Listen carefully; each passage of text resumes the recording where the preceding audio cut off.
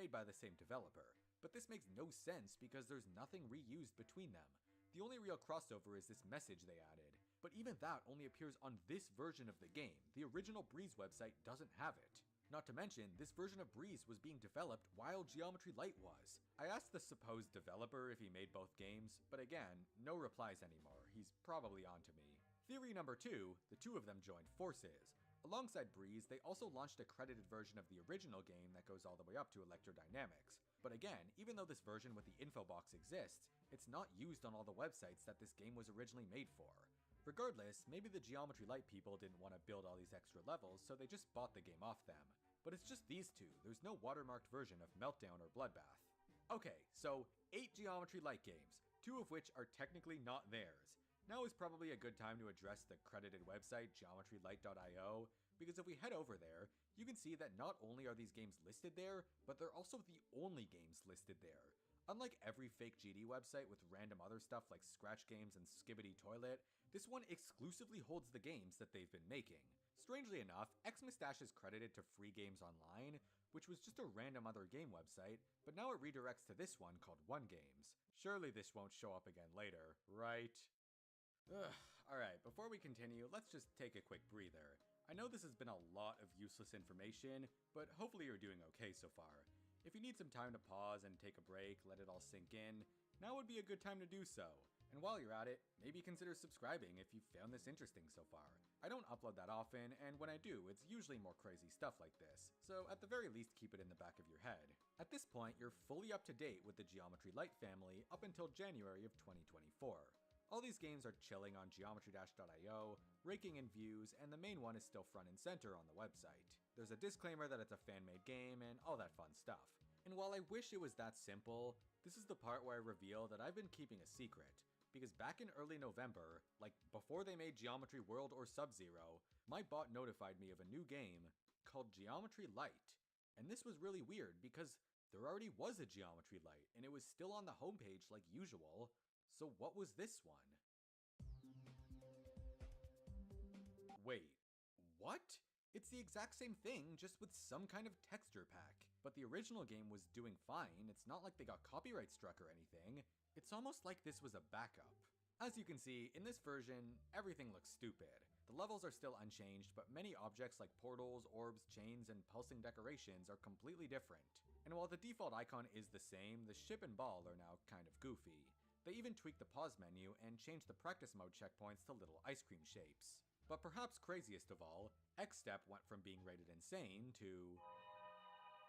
Yeah, the difficulty faces in this version are crazy. We got Weird Spiral Chick, some sort of alligator, Maurice, Squiggly, and Kill It With Fire! On top of all that, there's still no icon kit for the game despite the real GD icons flying in the background, but there's definitely some problems, like sometimes the ship is invisible, and the layering is totally messed up.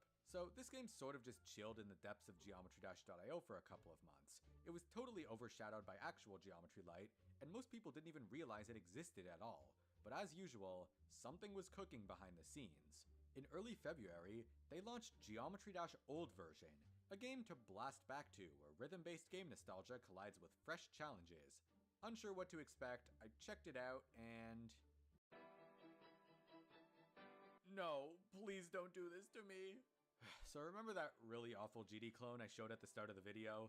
This menu song is the same one as that game's Bring Me Back piano version by F777 in the same terribly low quality. Please ignore the fact that this has been my menu loop for months. I told you, this game has been eating away at my sanity. And what about the practice mode song? That would be Triple Fuse by F777, also super low quality, and the track used for the level Circulation in that other game. So what else is going on with this old version of the game? For starters, you might notice that all the disabled buttons were removed from the menu. Now it's just the volume settings, the play button, and a link to geometrylight.io. Heading over to the main levels, you'll see that... Oh. Yep, they all have different names now, from Polargeist being gravitational to Can't Let Go being Never Give Up. Most of the level names are close, but they're definitely not what the songs are actually called. And if any of these names sound familiar, that's because most of them are lifted, again, from that other game. In fact, out of the 10 levels available, 6 use the exact same name. This all led me to believe that these two games are in fact connected. In fact, even the icon was the same.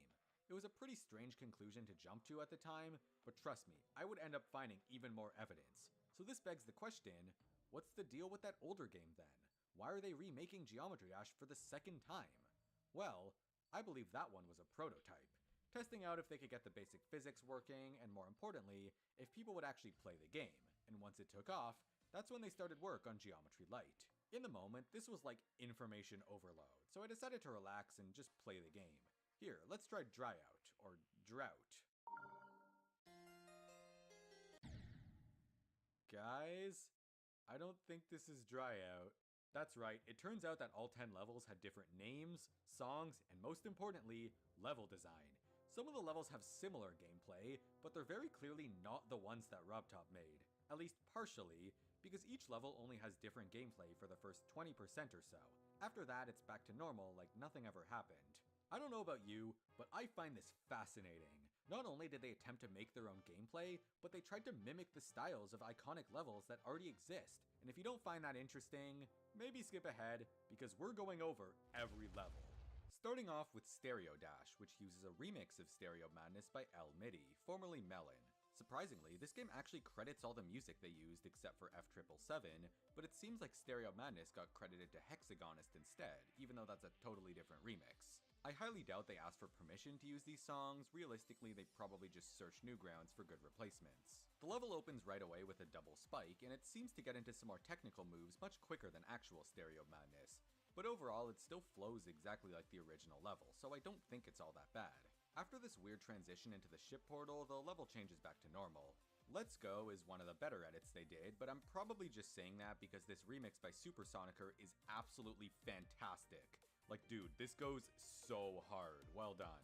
I think the most notable gameplay changes are this weirder introduction to the yellow pad and the addition of a triple spike here. There's a little branching path shortly after, but neither route has a benefit over the other. Back on Track has never had particularly memorable gameplay, so it's hard to tell what actually changed. But the cutoff is right about here, just before the first coin. Speaking of coins, where did the third one go? Did they add an extra coin to the beginning of the level? They added an extra coin to the beginning of the level, and I think I'm gonna give it a C because it's actually pretty clever, but I think most people would stumble into it by accident. It also should have replaced the first coin and not the third. But that's right, the coin tier list never dies. Moving on to Gravitational, rocking Fendraka's remix of Polargeist. This one starts with full spikes instead of half, and even has some magenta orb action, which definitely isn't off-putting. Other than that, there really isn't much to say about this level, and it changes back to normal pretty quickly. Drought uses an arrangement of Dryout by Vision, made in Magic Piano of all things. Like you saw before, it opens with a clubstep monster with red orbs for eyes, something that wasn't added until 2.1. This one has some pretty weird gameplay decisions, like this part where you drop down onto the spikes. Out of all the levels they changed, this is actually the least edited one, switching back to the regularly scheduled RobTop gameplay at just 16%. Step After Step opens up looking like a recent tab level, but that's because I keep forgetting it's the actual background color for Base After Base. This remix is by iMoxta, and it's really cool, but doesn't keep sync with the actual song. I'm a little sad to say that the missing spike got overridden with new gameplay, but fortunately the boring first coin did as well. And they replaced it with one that's literally impossible to get. I don't even know how to rank this one. The level goes back to normal at 30% just before the drop, but the edited gameplay before it is very heavily referenced from the original. Never Give Up uses Cool as Pie's remix of Can't Let Go, and this one just feels like something you'd find in a map pack. It's really not that interesting. The gameplay feels robbed of anything that once made it unique, so now it's just a 1.0 level. You have to fall a little earlier to get the coin, and that coin is also the exact cutoff between old and new gameplay. Step Jump's remix is brought to you by Demonic Nobility, and this one hurts me because look at how it begins.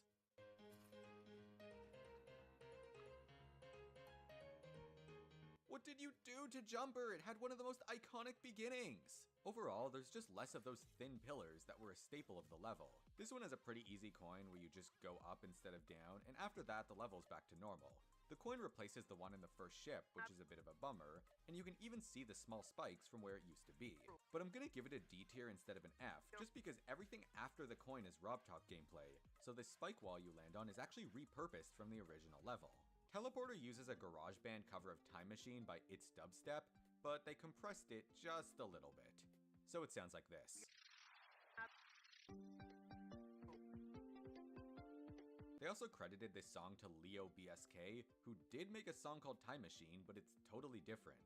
Anyways, this level actually does a good job keeping the spirit of Time Machine, but for some reason you rise into the air. After that, it's pretty generic, and these 4 orbs mark the beginning of Robtop's part. If you fall here, there's a clearly edited version of the first coin structure, which you'd normally be on top of.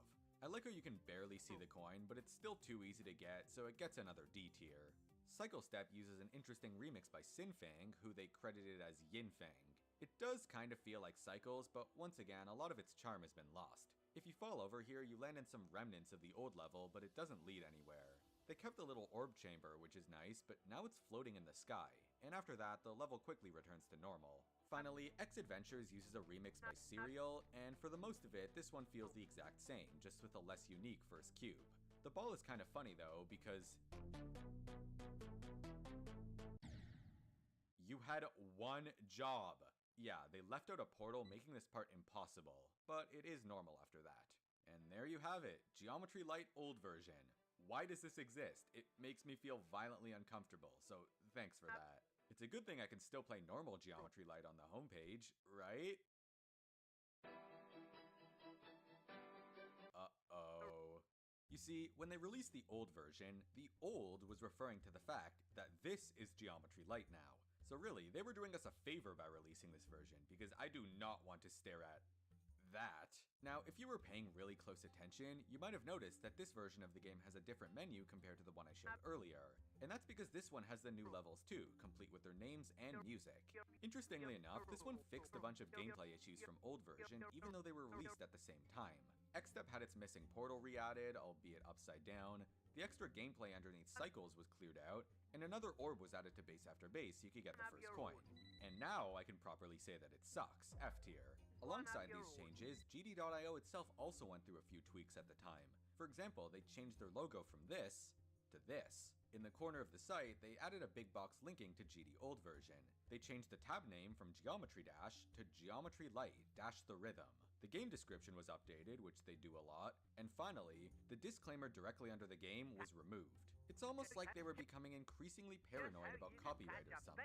It's almost like Geometry-io got taken off of Google search due to a DMCA takedown from Robtop, one that was issued just a few days before they made all these changes. But they got around the takedown by changing the homepage's link to geometry-io/light. It really should not be that easy, but apparently it is. Still, it was alarmingly clear that this website was now in panic mode, so much that they even paused adding new Scratch games for a little, when it was usually one every day or two. They cooked way too hard with Geometry Light, and now we're stuck with ugh.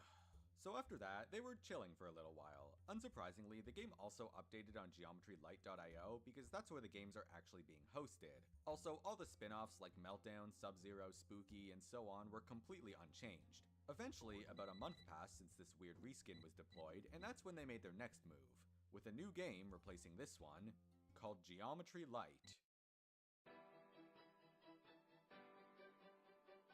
Yup, they did it again. To their credit, this is a much better reskin than the previous one. The textures are a lot more polished, and it looks a lot more Geometry Dash-like, which maybe they were trying to avoid at first. The levels themselves are the same edited versions of Stereo Dash through X Adventures, and thankfully, the difficulty faces actually make sense now. We'll never forget you, Maurice.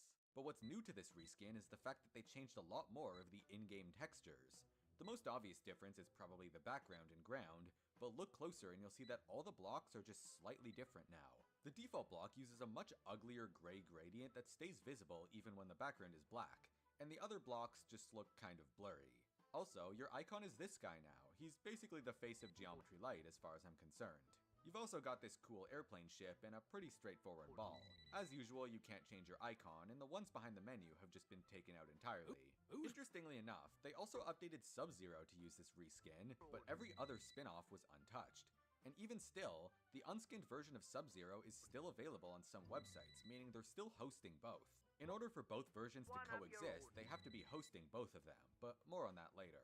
There's really nothing interesting to share about Sub-Zero. All the levels and songs are unmodified, so really it's just new textures. We've got a few new goofy backgrounds for the levels, as well as a brand new icon set. Here's the cube, the ship, ball, robot, wave, and the spider. Finally, in late April, they updated Geometry Dash Old version, or rather downgraded it back to the original Geometry Light.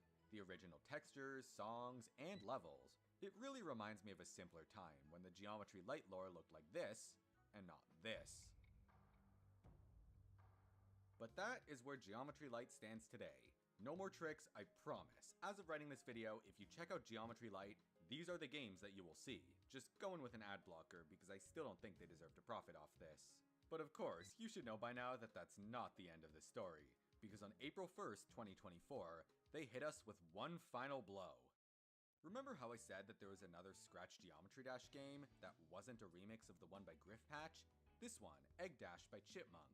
It's basically just Geometry Dash, but you're an egg. This game came out 4 months before the original Spooky Dash did, and Spooky Dash is technically a reskin of this one. But the levels are completely different, and this time there's 3 of them. Once again, they're all 1.0 styled and actually really good. Like with Spooky, this game was sitting on geometrydash.io for a long time, and it seems like at some point, whoever made Geometry Light realized that it's a prime target to steal from. Likely because it's not a real Geometry Dash game, so there wouldn't be any copyright issues. It also perfectly lined up with Easter, which continued the trend of them stealing Scratch projects for certain holidays. And that brings us to their version of Egg Dash, which you'll immediately notice uses the exact same reskin as Geometry Light, unlike the Scratch-themed one that was made for Spooky and Xmas Dash. But similar to those games, it only had one level, Shell Shock, which was also the name of the real Egg Dash's first level. Now, here's what the level looks like in the original game.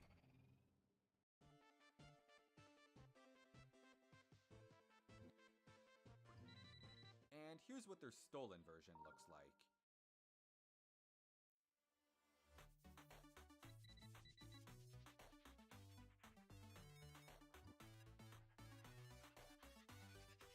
Wait, this is not the same level. The gameplay is completely different. The song is Heartbeat by Coldbreaks, credited by the way, and there's little decorations like flowers, these flags, and even... Yeah, you can't make this up. They used Easter Island heads as a decoration for their Easter game. And honestly, I respect it. But what shocked me the most is how good this level is. This is some of the most fun 1.0 styled gameplay I've played in a long time, and it even makes me a little sad to think that you never see levels like this in actual Geometry Dash anymore. The gameplay doesn't exactly do anything memorable, but it's still really enjoyable in the moment. There's 0 unfair jumps, and I'd put it at around the same difficulty as Back on Track. It also properly syncs with background changes and jumps that really complement the music. If you're wondering about the coins, this game doesn't have any, because it has cupcakes. The first one is in a wall in the ship part, and it kind of plays out like that one in Base After Base. The second one requires you to fly up in this ship section, and for the last one, you just need to hit this orb to reach an upper area that recovers with a pretty blind jump. They're all like D tiers, but they still have lots of charm. Oh, and one last thing. This is an XL level spanning the entire song, which is 2 minutes and 40 seconds. There aren't any major choke points aside from this unnerved triple spike about halfway in, but still, to make things less frustrating, they added an interesting new checkpoint system. Throughout the level, there's a ton of invisible checkpoints, and when you die, you can watch an ad to respawn at one. And yes, using these still counts as a legitimate completion. But is it really legitimate in your heart? So when I saw this level for the first time, there was one huge thought on my mind. This is a fantastic level. Who did they steal it from?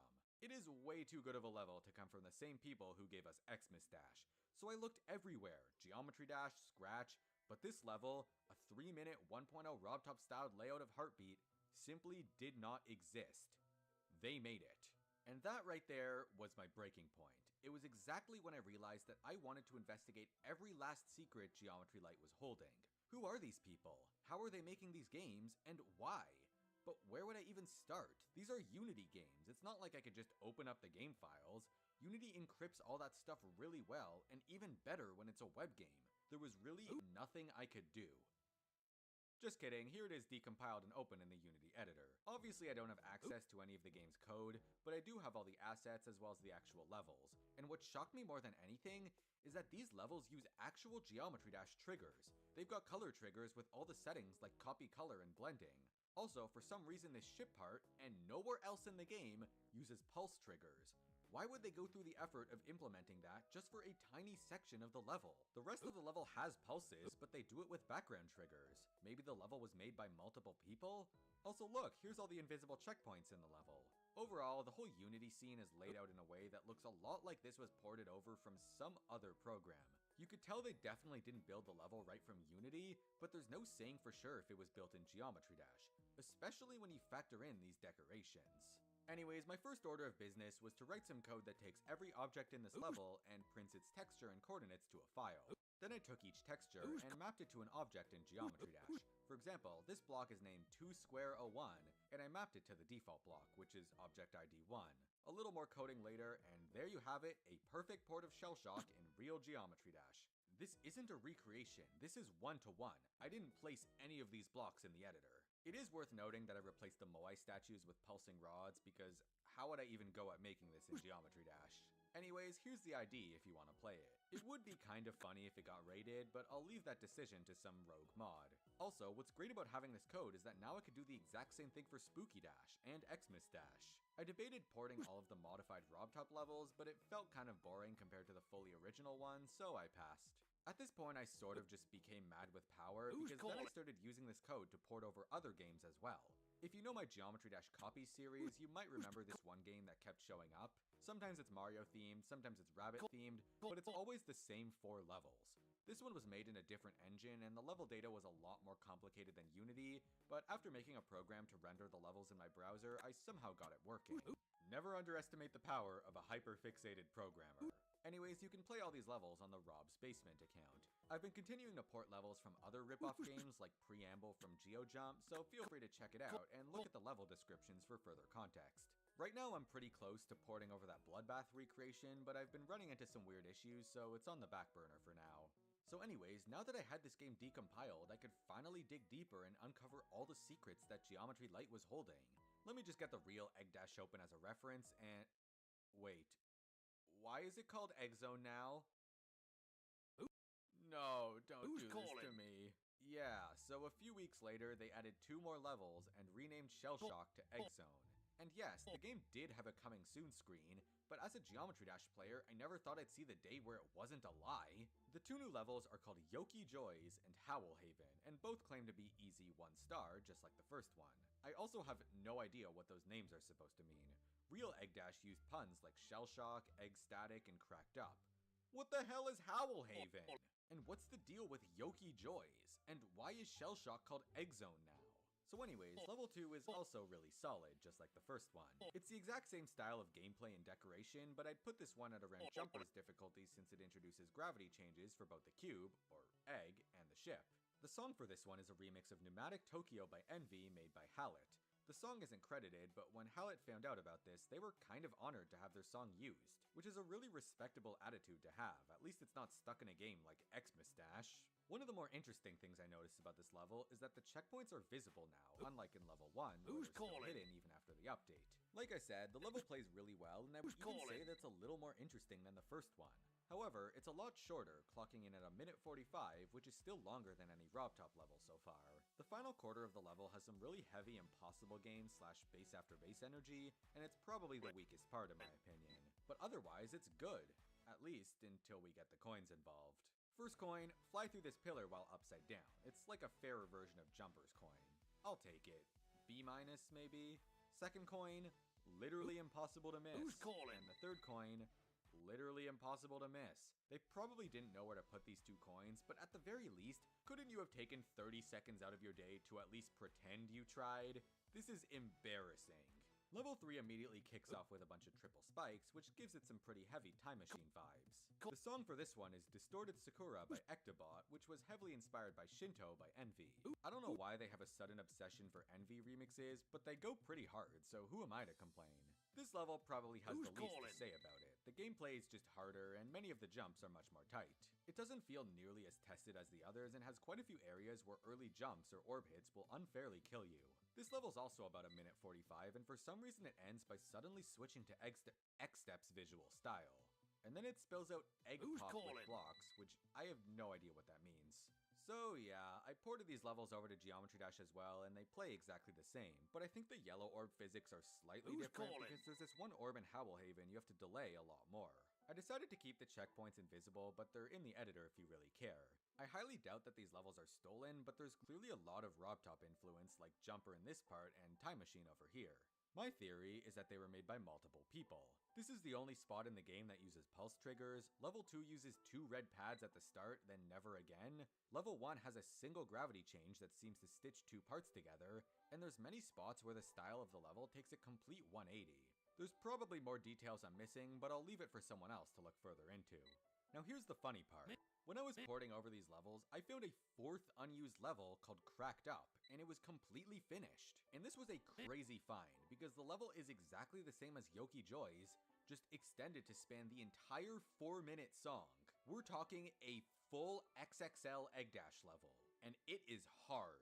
Obviously the first half is exactly the same, but once you reach the new gameplay, it quickly jumps up to like map pack difficulty. It's still surprisingly sight readable, but pretty much every death past this point is going to be due to some kind of bug. Jump too early, you're screwed. Jump too late, you're screwed. Hit an orb wrong, you're mega screwed. It doesn't look that hard on video, but trust me, there's a lot of spots with really unforgiving timings. Case in point, Miss Bossy! just a reminder that this level is 4 minutes long. I did eventually beat this level after like 20-90% deaths and many more rage quits, and I'd definitely say this is a demon, but like a long nerve control one. And if you don't believe me, here's the ID, go ahead and try it, or give it to someone you hate. When I realized that this was an extension of level 2, it made me wonder if that level had such lazy coins because it was after they cut it down. And sure enough, the 2 free coins were relocated, but they still weren't great. Coin 2 is basically free, and coin 3 is literally free. So clearly they've learned nothing. Anyways, if you want to see all 4 of the Egg Dash levels in their entirety, I've uploaded a showcase to my second channel, and the link will be in the description. Alright, welcome to the spicy part of the video. Because now that you're familiar with all the Geometry Light games, it's time to look inside and see all the things they don't want you to see. And trust me, there was a lot. Let's start off with Egg Dash, where despite playing as an egg, the game has every single 2.1 icon in the game files. This actually applies to every Geometry Light game, but they only seem to get used for the menu. These are the only 2 icons actually used in Egg Dash, and there's another unused set to go along with it. The game has 9 different backgrounds, 4 of which are brand new, and the other 5 come right from GD. This is the only one that actually gets used. But weirdly enough, the backgrounds folder also contains an image called screenshot1.png, which looks like this. It's a cropped image of the actual GD editor, but it was taken in 2.1 based on the lack of the warp tool. And the reason I find it interesting is because this is from the level Viking Arena by RobTop, but all the monsters on this wall have been removed. You can see that I'm at the exact spot they took the screenshot. But above all else, it shows that they know how to open a RobTop level in the editor, even if it means just finding a copyable version. But if you look up Viking Arena copy in GD, virtually every single result is this fan-made recreation that's straight up wrong. And if most GD players don't notice that, I can guarantee that they wouldn't either. So either they somehow realized it was wrong and looked for an actual copy, or they just took it from the game files. But it takes some pretty deep knowledge to know how to port those into your saved levels. Either way, it's really suspicious. Heading over to the first version of regular Geometry Light, there's a few more screenshots lying around, like a really poorly photoshopped mock-up of their settings menu.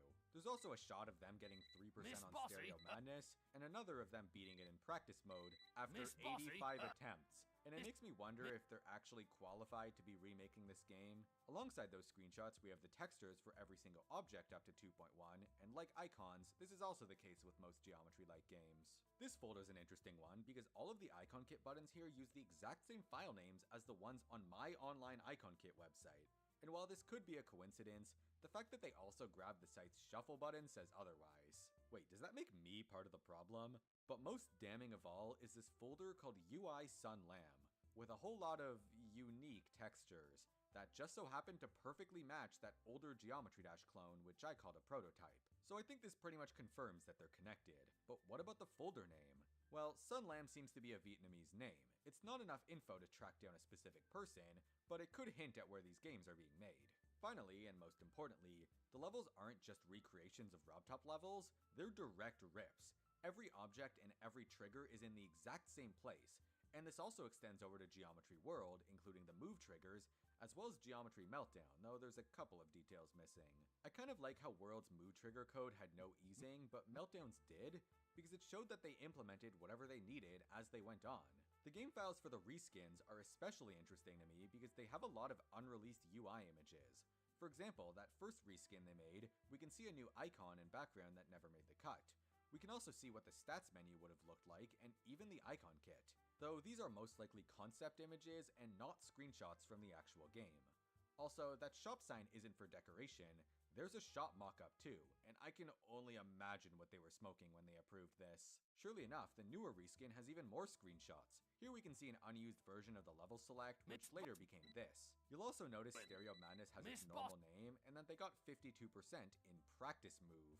They also cleaned up the shop design a little bit, and added a dollar store version of my icon. But there's actually two more unused icons in the files. One is this guy, and the other is both terrifying and extremely based. On top of that, here's 5 backgrounds they made, and a collection of difficulty faces, the last of which never made the cut. Sadly, the previous reskin didn't even bother with one. Finally, we have Geometry Sub-Zero, where the levels were built in a completely different way. The triggers are squares now, and nothing matches up with real Geometry Dash at all. So it looks a lot like these ones were made by hand. Like the others, this game also had a few screenshots left in. And by a few, I mean 164. The vast majority of them are just low-quality YouTube screenshots, which they probably referenced when building the levels. For Press Start, they were watching every Geometry Dash level with coins, but switched over to Nexus's Sub-Zero video halfway through. Then for Knock'em, there's a single screenshot of Guitar Showcase, but not even 1% in, they switched to Nexus. There's no screenshots for Power Trip, but the randomized messages that appear in Nexus's video are the exact ones they used in their version of the level, and I'm sure it's not a coincidence.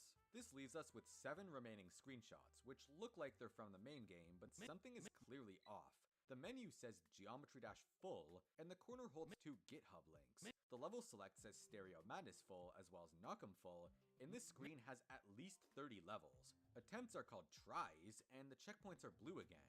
At first I thought this was some ultimate Geometry Light game they were trying to make, but the real giveaway was this screenshot where the attempt count isn't perfectly centered. You see, you can easily change Geometry Dash's text by opening the exe in a hex editor, or anything really, and just searching for the messages. But since these are bytes of a carefully compiled game, you can only change letters because adding or removing them would shift the wrong data into every address of the game. And here, it looks a lot like they changed the string attempt blank to try blank followed by 4 spaces, so it's the same length. You know, the spaces that would go right here. Long story short, this is clearly some crudely edited version of real Geometry Dash. But how could I get my hands on it? It was literally just sitting on GitHub, and they definitely didn't make it. Yeah, so this is Geometry Dash Full, a weird edit of 2.1 that contains a full version of every main level. I'm not sure how they found this, or why they even used it considering the Sub-Zero levels are just 2.1 recreations, but this might explain why their version of the game calls all the levels full.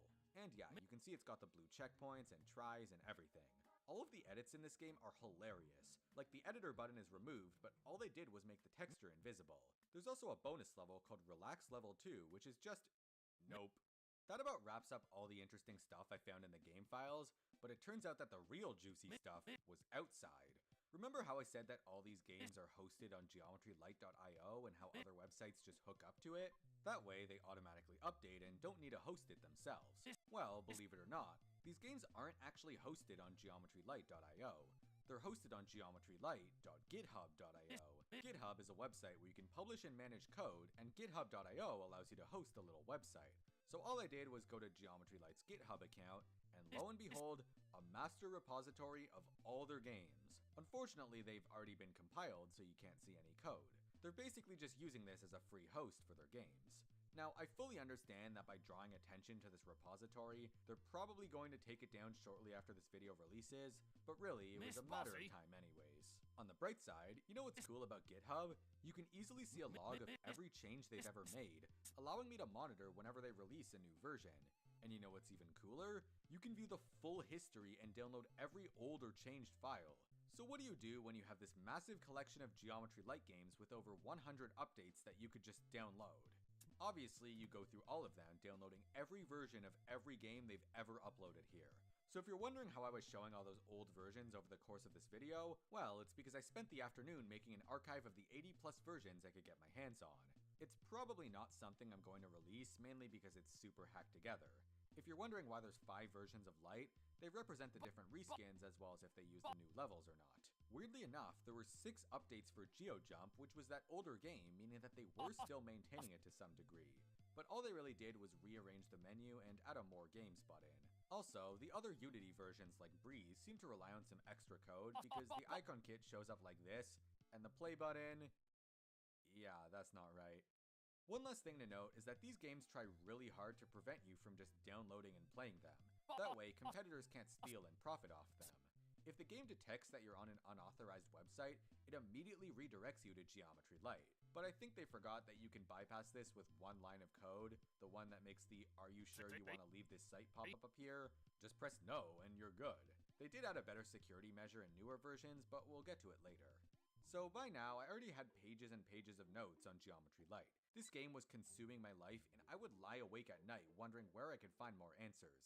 And it felt like every time I tried to leave it behind, that's when I would find my next big clue. It was quite literally dragging me back. But surely it doesn't go deeper, right? Hey, so did you know that the loading screen for every Geometry Light game says onegames.io? In the actual game, it links to geometrylight.io, but that game exclusively holds Geometry Light stuff, and OneGames has a bit of everything. It's just your average free games website advertised as the best one with no interruptions or microtransactions, probably because the product is you. Also, if you remember from before, Xmas-Dash's Free Games Online website also redirects to here. Speaking of Xmas-Dash, when they added it to the GitHub, they also added a game called Santa Run, which is still in the repository. It's just a weird Christmas Subway Surfers ripoff that has nothing to do with Geometry Dash. And would you look at that, there it is on OneGames, right next to Blue Mushroom Cat Run, which is the same game reskinned to... I don't even want to say it. Overall, this is really weird, because geometry-dash.io is connected to Geometry Light, but now Geometry Light is connected to OneGames. So are all these websites by the same people? I decided to check out the other games they offer, and fortunately they made it pretty easy to tell which ones are made by them and which ones are just random hosted games. For example, one game they made is Stick Run, and look at those moves. This is a completely original game concept that's never been seen before. Here's another game called Gorilla Adventure. In this game you control a gorilla that has to get over... Oh, I see where this is going. What about Miss FNF Bossy? Music 3D? 1, 2, 3, go!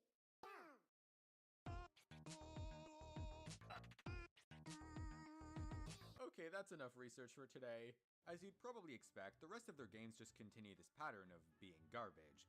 But I did notice that a lot of them start with a play button like this, and it usually means it's hosted on a different website. And sure enough, inspecting the page shows that it's from html5gamedistribution.com, which is a huge collection of web games that they probably uploaded these to. A little bit of searching later, and I found all of their games under the name GM Media. Well, all the ones they uploaded here. Notably GeoJump, Eggdash, Xmas-Dash, and obviously Gorilla Adventure. I knew I was onto something because back when I loaded the games up in Unity, the company name was always set to GM Soft. So Geometry Light, OneGames, GM Media. Googling GM Media gives you nothing valuable, so I tried GM Media Geometry Dash, and it led me to a LinkedIn page for Light Version Geometry Dash, who was a game developer at GM Media. This was huge. It meant that I found them. But little did I know, I just entered the labyrinth. The first thing I noticed about this profile is that the GM Media they Miss listed was Bossy? just some regular, don't think unrelated company. It also said that they were from Pennsylvania. Miss And Bossy? while they definitely had a Geometry Light banner, the profile photo was from the game Retro Bowl. The only other thing on the page was a link to another fake Geometry Dash website, as well as a Reddit and Twitch account. The website's homepage used to be Geometry Light, but as of right now it's been changed to the older game.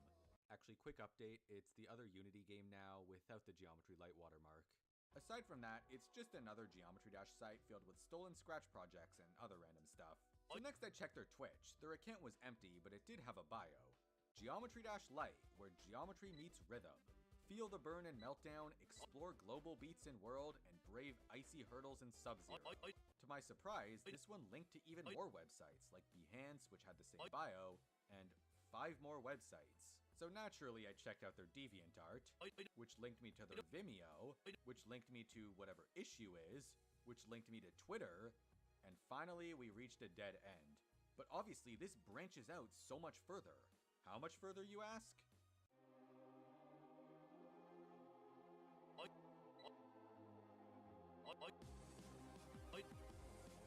You're probably wondering, what kind of crazy person would map out every account they've made and where they link to?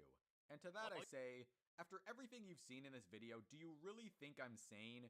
In total, they've made accounts on about 70 websites, and it's very obviously for search engine manipulation, because if Google sees a bunch of people talking about this website, it will show up higher in search. Ironically, it doesn't even show up, so maybe it got banned or something. If you want to check out the full graph I made, the link is in the description. Question is, did Geometry Light make this link farm, or was it just by whoever made this website? Well, maybe the links themselves would have some answers. First off, pretty much every account was made on January 23rd or 24th of this year. Nothing particularly eventful happened then, other than Geometry Sub-Zero getting Power Trip a few days earlier, and the first reskin being released a week later. On chess.com, yes, they have a chess account, it shows that they're from Vietnam, but they chose some address in Pennsylvania that doesn't even exist. Meanwhile, Vimeo claims that they're from, I hope I pronounced this right, Houston, Hoa Kỳ, which is the Vietnamese word for USA. And Freelancer.com straight up says they're from Vietnam, offering to work for $2 an hour. This all seems to suggest that, yeah, the whole Geometry Light operation comes from Vietnam. We also had that name in the game files, and the time zone even matches up with when they use GitHub. Also, if you're wondering about the Retro Bowl profile picture, that's because some of the accounts link to retrobowlonline.io, where you can play Retro Bowl online.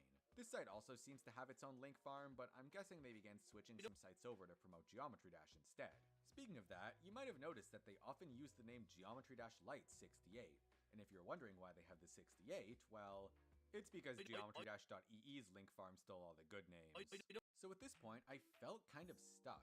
Yes, I found something funny, but it doesn't help with the Geometry Light mystery at all, and it also doesn't help that ever since Egg Dash, nothing new has happened.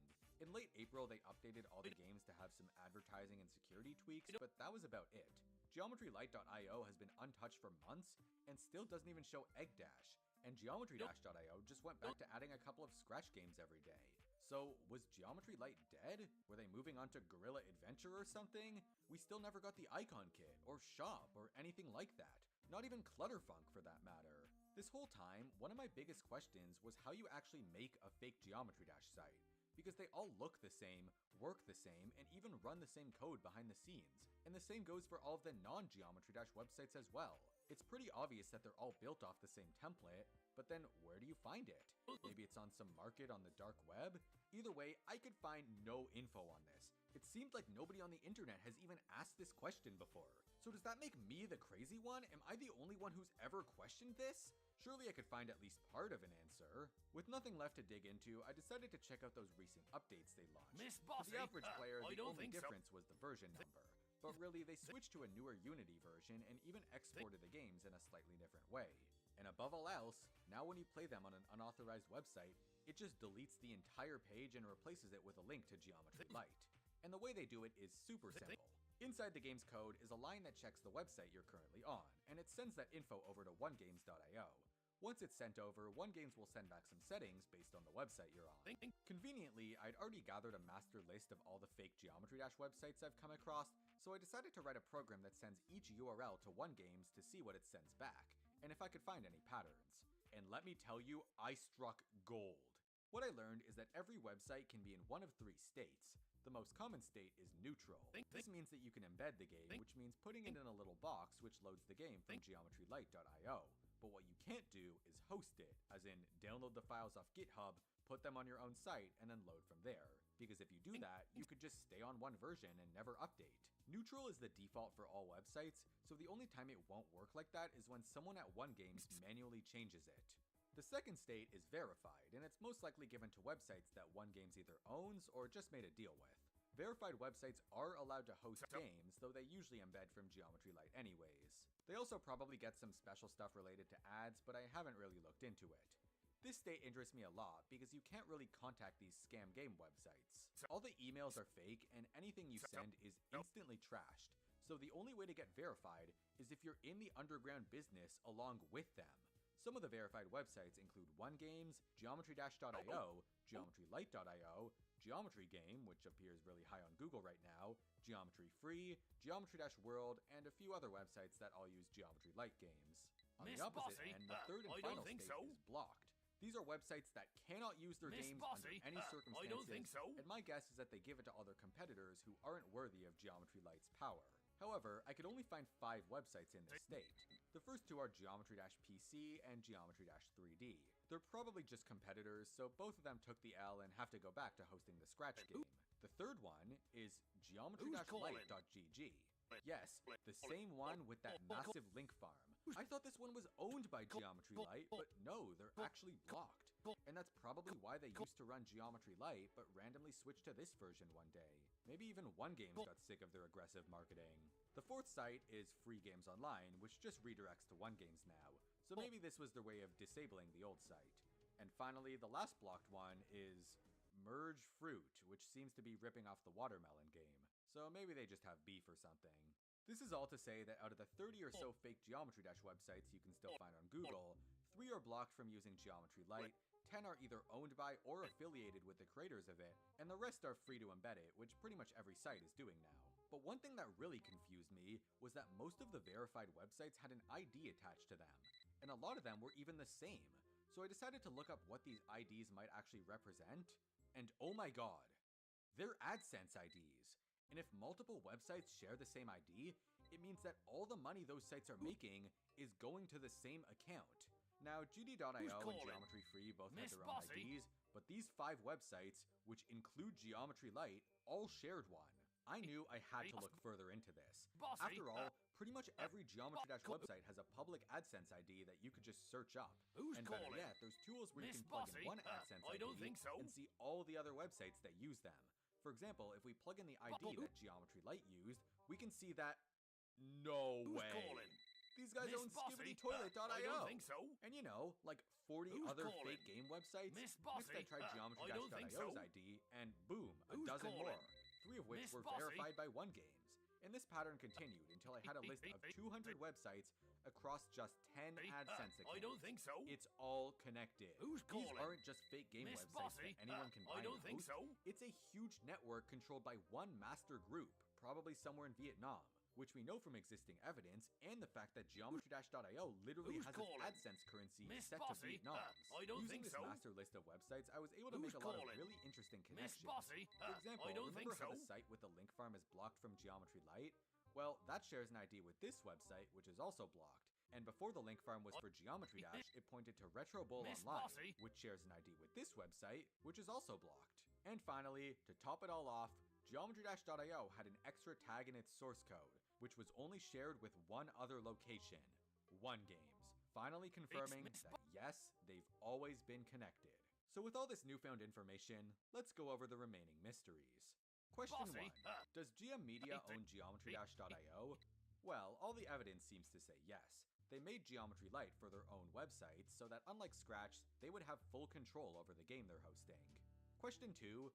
Does GM Media own those other Unity versions of Geometry Dash? Actually, we don't know this for sure. Even though there do exist 2 versions with the watermark, most sites don't run those ones. And there's still a lot of sites running the other versions like Meltdown and Bloodbath, and they don't share IDs with any websites tied to Geometry Light, except for Slopeball, which is more of an anomaly.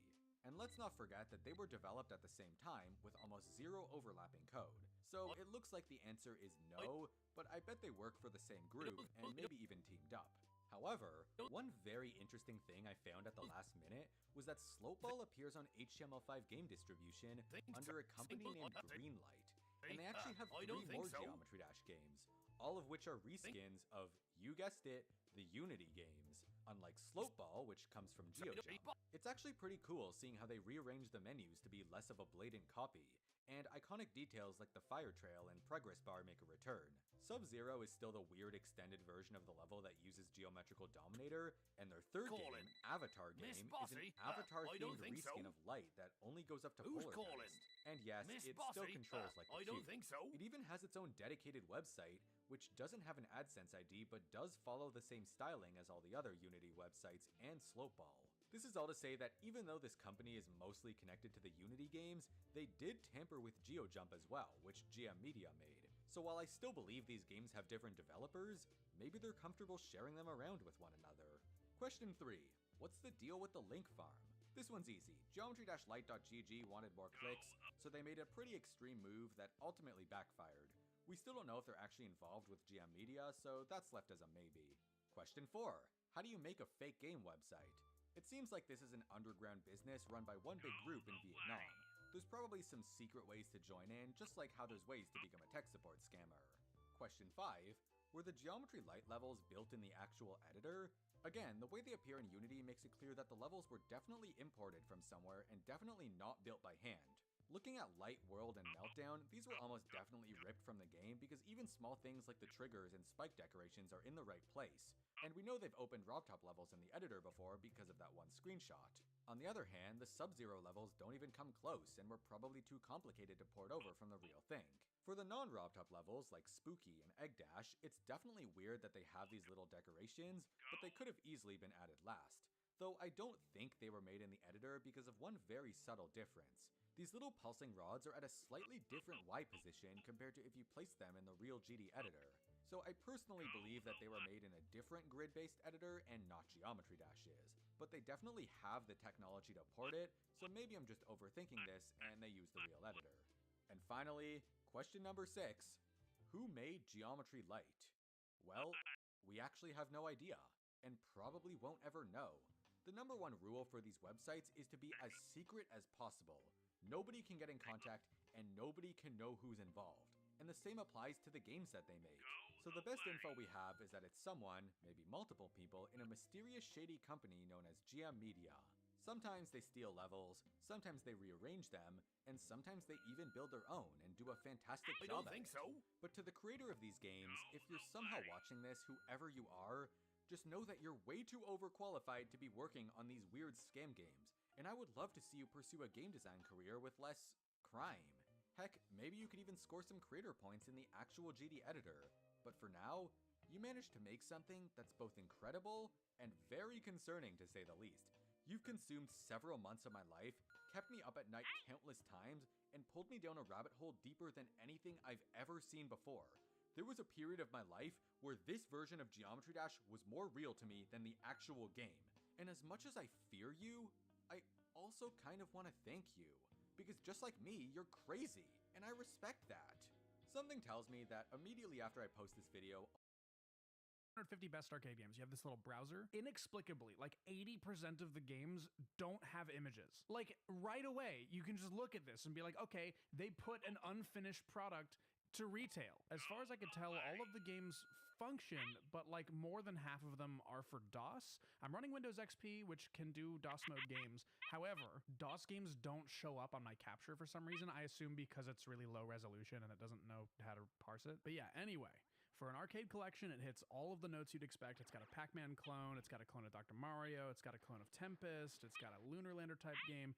Good stuff, right? Well, I started to notice a little bit of a pattern. I've been getting a suspiciously high amount of shareware pop-ups from these games. Now, if you're not as old as I am, then you might not know what shareware is. It basically means that the software that you're using is a free demo, and if you like it, you're encouraged to pay for it to unlock the full version. So, wait, no. Are you, like, allowed to put a bunch of free demos on a disc and then sell it to people? Well, they sure seem to be, because they're phrasing the shareware angle as a feature. It's to save you money, because you get to evaluate all the games and only buy the ones you really enjoy. How generous of them. Don't get me wrong, shareware discs are great, and they made sense at the time because internet speeds were slow, but I feel like the marketing's a little bit deceptive on this one. Regardless, there were 3 games that this disc introduced me to that I ended up really liking. The first one was DX Ball, which is a breakout clone that I thought was really fun. There was Exile 3, which is a really crunchy and detailed tile-based RPG. I sank a few hours into this game. I'm definitely going to get the full version because it was so fun.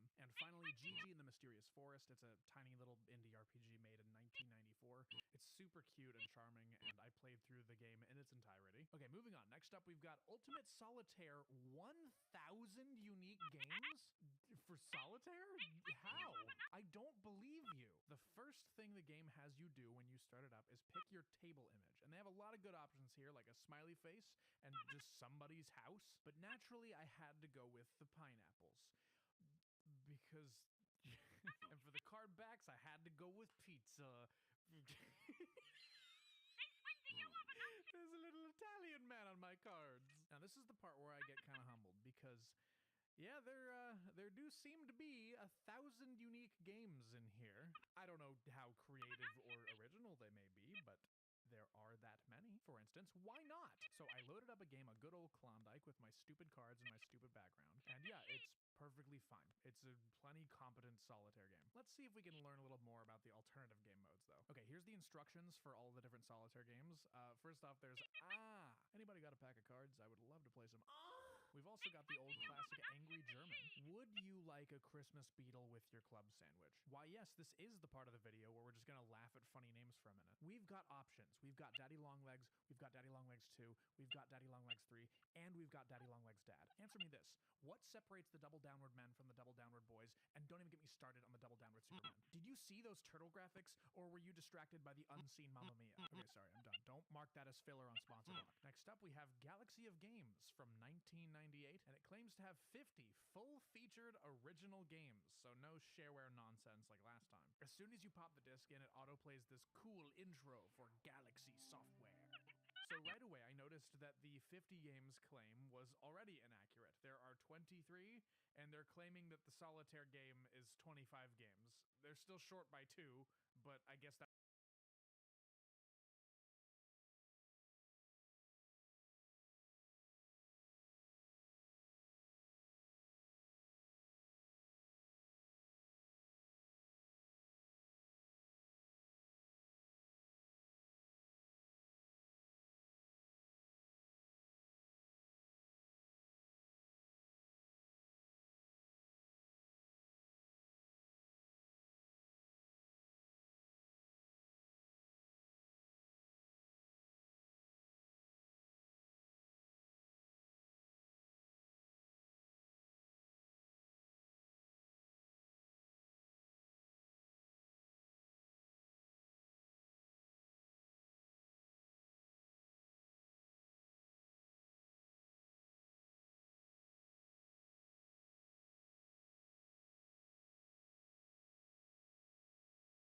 that's close enough. I mean, this is modest compared to the other solitaire game claiming that it's 1,000 games in one, so I guess fair enough. First off is Tunnel Master. It's a Dig Dug clone, a very mediocre one. Intergalactic Exterminator is a clone of Centipede. Breakthrough, you'll never guess what this game is a clone of. Galactic Patrol is actually the most original game so far, which is a shame because it's not very good. It's a 3D shmup, but like, there's no crosshairs, so you have no point of reference for like where your bullets are gonna go. Because your enemies also can move on the Z-axis, it's very hard to read and very confusing. A couple of the games in this collection just don't seem to work. Like, you'll open them and they give a script error and then just close. The absolute strangest game in this collection is Adventures with Chickens. This game is the very last on the list. I guess they were saving the best for last. It's a puzzle game kind of like Chip's Challenge, for lack of a better comparison, and you collect Roman crosses and chickens, and you kill aliens. And at the start of every level, it shows you a Bible verse. This game is truly unhinged, and I had so much fun with it. All I want from my video games are for them to be aggressively weird like this. Just give me all of this. Next up, we have a Konami Dance Masters demo disc from Taco Bell. It is so weird to say Konami and Taco Bell in the same sentence. But yeah, this thing released in 2010, and it supports, at minimum, Windows XP Service Pack 3, so we're chilling. Also, forgive me, this sleeve is very weird to open.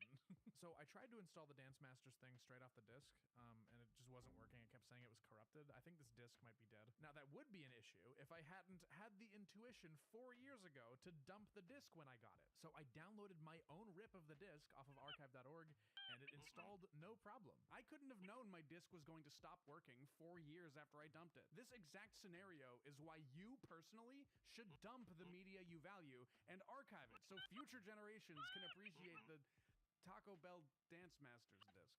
So once you get the game started up, there's a user agreement, and there's a line in here that says prohibition of cheating and impropriety. It's basically saying, hey, if you modify the game to cheat, then you're violating the terms of service, right? Just keep that in mind for later. I'm sorry I have to mute the music because I guarantee all of it's in Content ID. But yeah, this is the UI. Looks great, doesn't it? Here's the help menu. It's just 3 sentences. Here's the game. You have 4 songs to choose from, and when you pick one,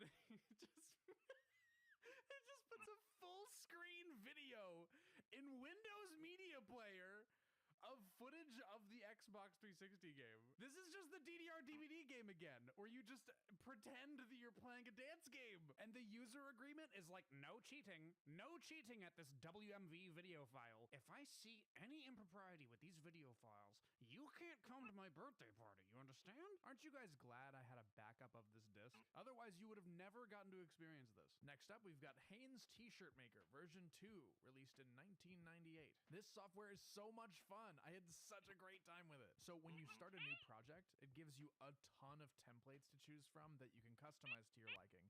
And there's so much comedy potential here. This template was just "We are not alone" with a picture of an alien, but I like my version a lot better. This template says God couldn't be everywhere, so he created artists. So let's just update this piece for the modern age. This dude's working from home making 6 figures. Priorities. Number 1 is golf, number 2 is golf, number 3 is golf, number 4 is contacting a divorce attorney. This template you're supposed to like fill in the blank, but it is so much funnier if you just delete the bottom text, so it just says "I'm a prisoner." Some of these templates are completely unapplicable. Like, what am I supposed to do with this? Addicted to the net.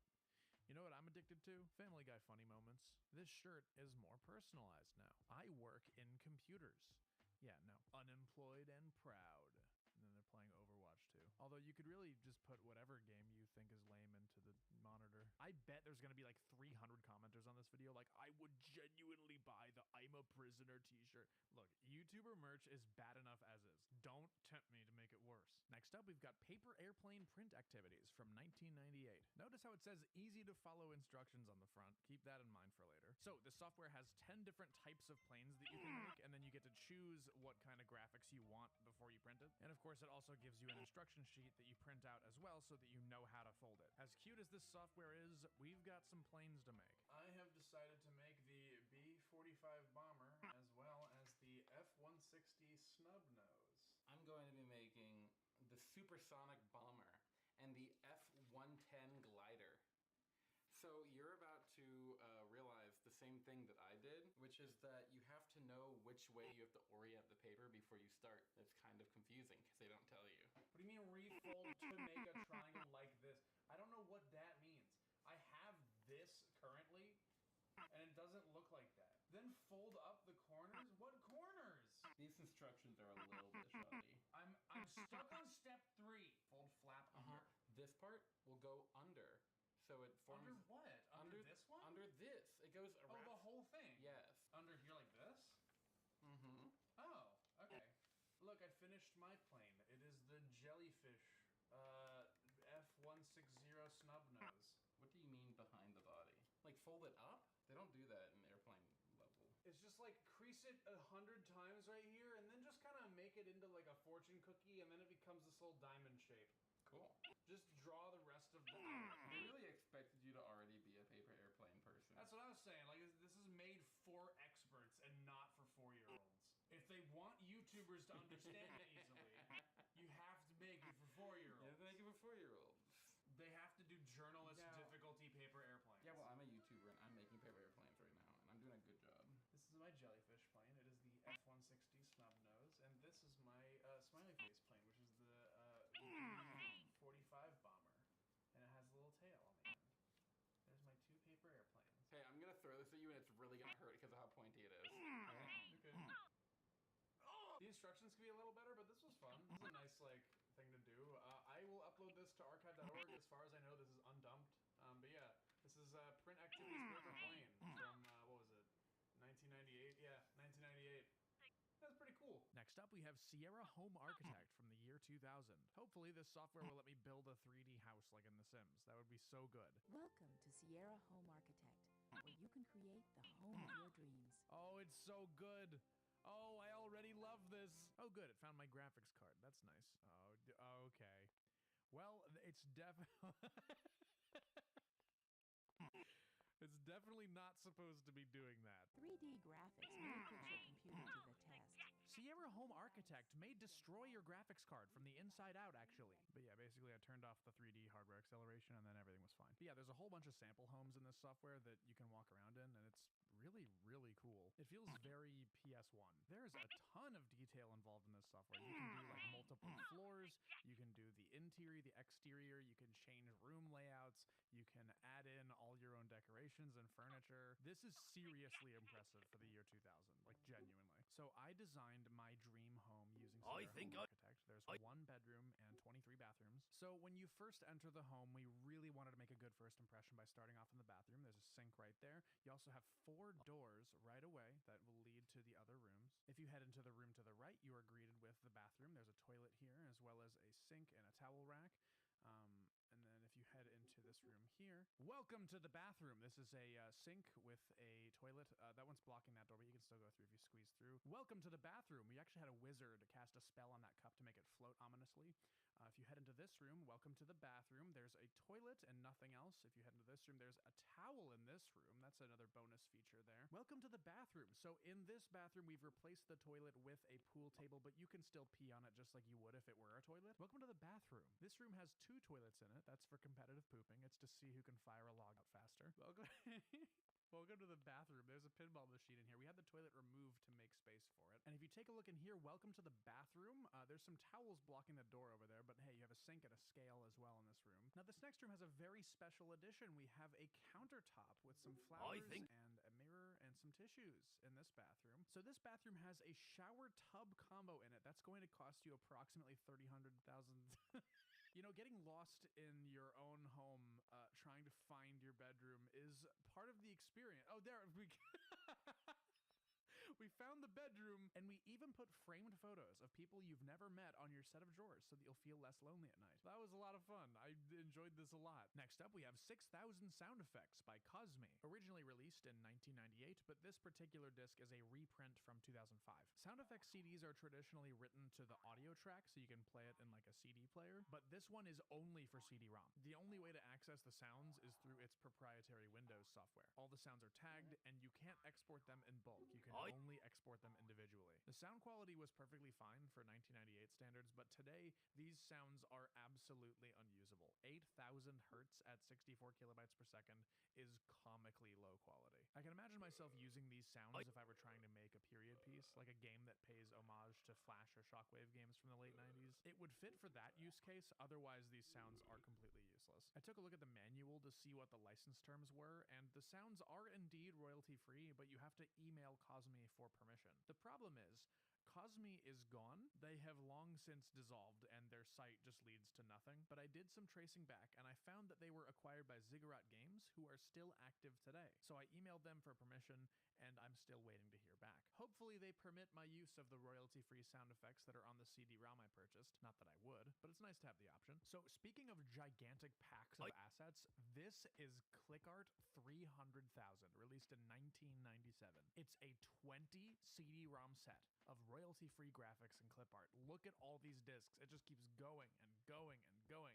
And they even give you a copy of the Print Shop Premiere Edition and the Print Shop Photo Organizer. But how do you keep track of all those images? 300,000 assets is pretty ridiculous. Well, they thought of that. They made these enormous graphic reference books. You flip through and find the image you want, and then you can use its ID to find what disc to use and in what folder. So let's see if we can find this image of sour cream. So you can see on the left, this would be disc 6, and in the folder Food Bev Dairy. And then once we get there, it's ID BCD00001. So once you pop the disc in, you just head to Food Bev and then Dairy. And then we're looking for BCD00001, which is near the bottom right here. It's in a WMF format, which is a vector format, which you just get way more bang for your buck with vectors than rasters, because with rasters, there's a limited number of pixels in an image, but with vectors, you can just zoom it in infinitely. Anyway, we found our sour cream image from the book. Amazing! It is a lot easier to find the image you're looking for if you set Explorer to thumbnail mode. Look at these tacos. They look delicious. I want to eat them. But yeah, I didn't actually have a ton to say about ClickArt. I just think it's really interesting to have such a dense collection of graphical assets from 27 years ago. So this segment I'm going to call, Oh My God, They Still Make These Things. I'm going to show you some CD-ROMs that aren't necessarily interesting enough to talk about on their own, but it's fascinating the fact that they came out within the last decade. This is Maker Fun Factory, Clip Art and Resources. It's a CD-ROM full of clip art for some kind of church group or event or something. I think this requires too much context for it to like have its own segment, but it came out in 2017, and it's crazy that there's still demand for clip art CD-ROMs in 2017.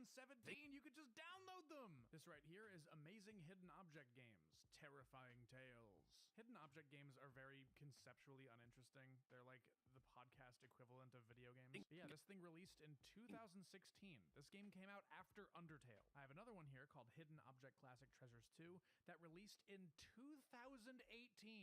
I have yet to see a CD-ROM that is newer than this. If you have any idea where I can get CD-ROM games that are newer than this, or any companies that are making CD-ROM games for PC now, let me know, genuinely. I have saved the best for last. This is Big World of Games, released in 2015.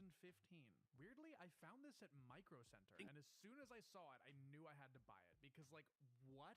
Why is Micro Center selling computer games on CD-ROM? What? There are 2 discs, and they claim there are over 50 games. No, there are 50. I don't know why they're saying over 50. There are 50. But yeah, we got a big goofy auto run installer thing, and you just click a game and then you run the setup wizard. American Lowrider is an absolutely beautiful racing game where you drive around low-riding cars.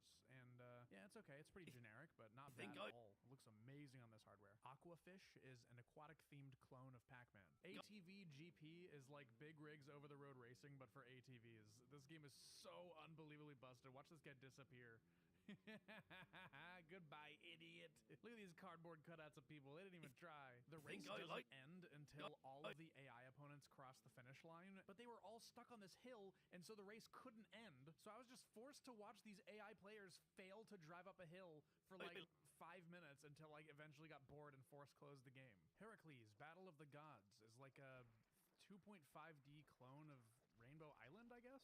Bugmania. It's the same thing as the Lowrider game, but instead of lowriders, it's Beatles. Kokoto Fun Fair. It's a Rabbids-like shooting gallery minigame collection. It's pretty stylish and pretty good. Kokoto Platform Jumper. Literally the exact same thing as the Heracles game, just with a different character. You can't just swap the character and call it a different game. That doesn't count. Kokoto Kart Racer. A very competent clone of Mario Kart. I had a really fun time with this one. They nailed the physics. Crazy Cars is a very low-budget clone of Burnout 3, but a really fun one. Like, it hits all the notes that I want it to hit. I'm probably going to play this on my own time. EA, can you stop sniffing your own farts for 1 second and give us what we really want, which is a new Burnout game? Crazy Planes! I feel like I'm going crazy looking at this. Crazy Planes! Woo! Wee!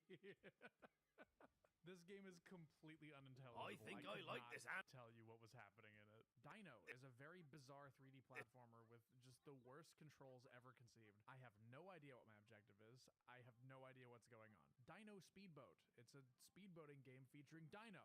What else do you want from me? Elf Crazy Adventures.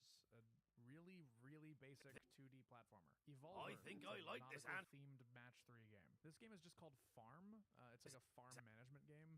And I had so much fun with this one that I accidentally played it for like 30 full minutes while I was recording.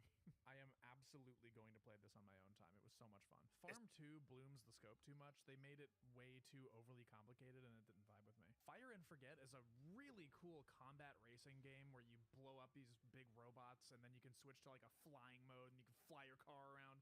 Oh, it's so fun.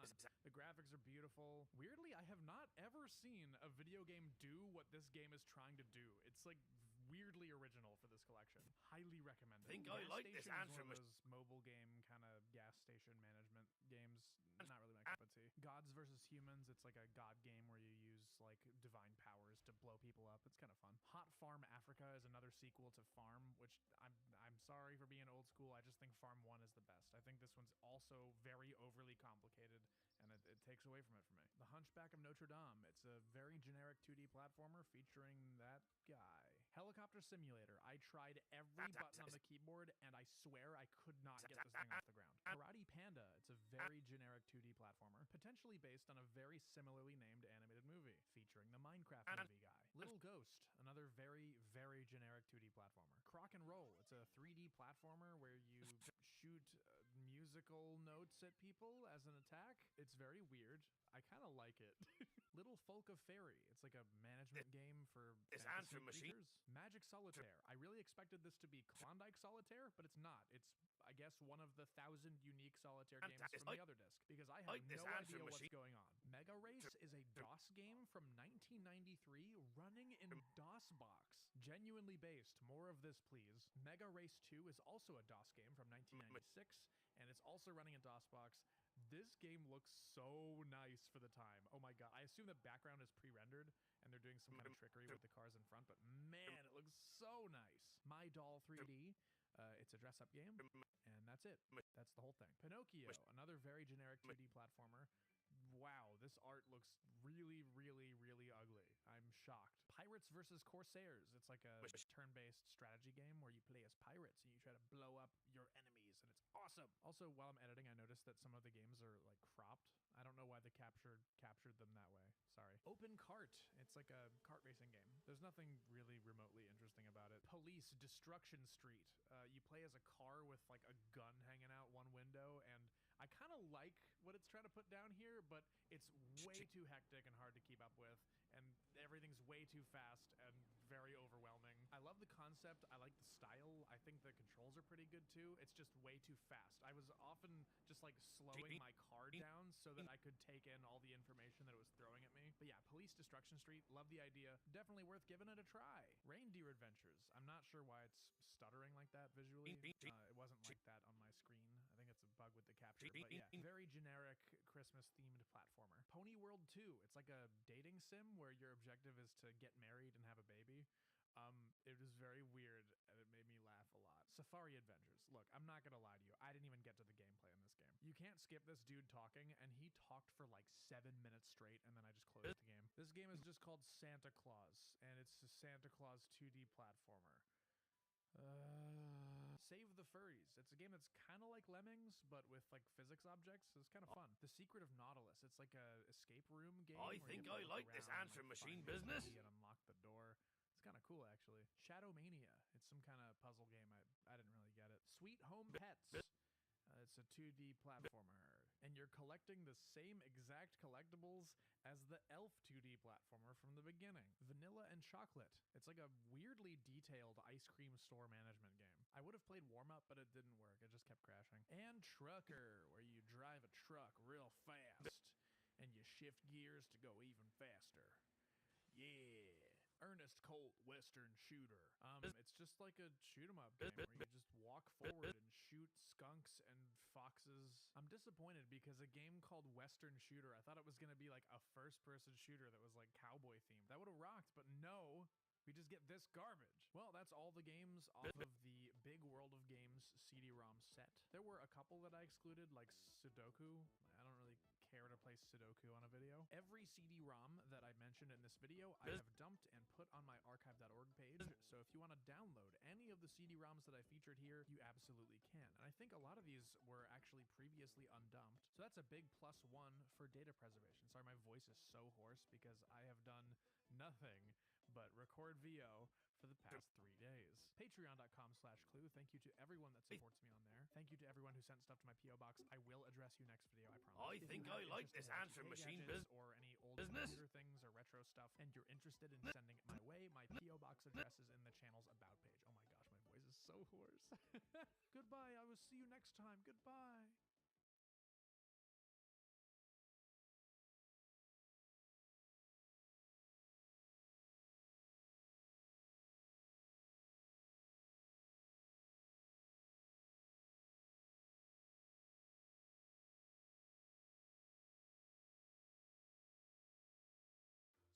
SpongeBob Schwampkopf.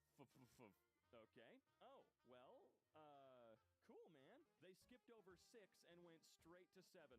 7 Guys Burger. Well, they just wanted to get ahead of the curve, right? They knew that someone was going to do 6. They also knew that if they did 6, someone was going to do 7. Why not jump straight to 7 in that particular regard, right? They have 2 more guys, so it has to be better. Look, man, I don't care if it's better. I just care if it's a little bit cheaper. I'm tired of spending $75 on a burger and fries every time I go to Five Guys, all right? Galvin Klein. Fashion underwear men's. I remember Galvin Klein, star of Back to the Future. Do the jeans say shirt? I kinda hope so, because that washed denim white cotton shirt sure is interesting. Shrek, the cool kid. Yeah, man, Shrek was definitely the talk of the town when he was in elementary school. What the hell is I this think I ice like cream? this answering machine business. That's It not is what very says. important It to says, WTF, this ice cream? I think Sure, I like that this answering definitely machine sounds business. My nuts. I don't see a problem. People that do see a problem need to get their eyes checked, and maybe their butt, because it's hurt. Angry cock. That's just me every Tuesday. Every single Tuesday without fail. That's just, I'm sorry, man. I'm trying my best. Sonic's official channel. What? No, it's not. There's no way. Sonic BB was chased by the shark, but there was the hero Spider Sonic. What the actual hell, man? Why is it always Sonic that gets this type of treatment? It's no one else. Why is it always him? Childhood diseases, circumcision. Oh, yeah, we're really getting into the spooky months really fast now. Spirit Halloween is open, and this crap is going on. Burger King or Chick King? I don't know. The last time I had Burger King, I felt sick. So I'll give Chick King a try. It's gotta be okay, right? Yes. FIFA. FIFA Orange Soft Drink. Is it as bad as all of those games? Bob's World. Okay. Did they actually... They only changed Mario and Luigi. Embarrassingly poorly they did, but they didn't do anything to anyone else. What was even the point? They can still get you for using everything else in here, you dumbasses. What are you doing? Orphan Child. Hey, but only 5 pounds, though. That's not bad for a kid, you know? You can make him do your dishes. That's pretty sick. That is not how I remember the Justice League. It's not, because that's exactly... Is that Mr. Incredible? Yeah, you know what? You're right. You're right. Is that Yugi? What in the world is this? We got Spider-Man, Shazam Superman, Batboy, Yugi, Mr. Yugi-O. Business? And it is very important to have photos up top are just, they're killing me, man. Completely stock images from everything else. Autumn and Autumn and... Okay, so they're both the same, but they're also not? First off, I don't think these are... Toys R Us? Nah, in the Philippines, we got Toys R Yours. I mean, at least you got something. We don't have Toys R Us anymore. I think when they shut down, they got brought back, but now Toys R Us is like a crappy section of Macy's or something, and none of the stuff is cool. Found this phone case at the local Five Below. Well, that's actually kind of fun, though. I mean, it's not going to feel good in your pocket, but yays, that's just cute. That's just cute. What the hell happened to Pikachu? Why? Is that a part of his body? Is this weird guitar thing a part of him? What did you do? It is part of his body. I knew it. You disgust me. That's right. You, Tim. You. Goku holding a pizza at a pizzeria I saw yesterday in Sardinia. Okay. The pizza must be really, really good then, right? Also, God, his arms just look wrong. Want to play with my Wii? Your what? Oh, it's a knockoff Wii. I could have guessed that. I just really didn't want to. How much you want to bet this thing doesn't function at all, and it's just a big plastic toy?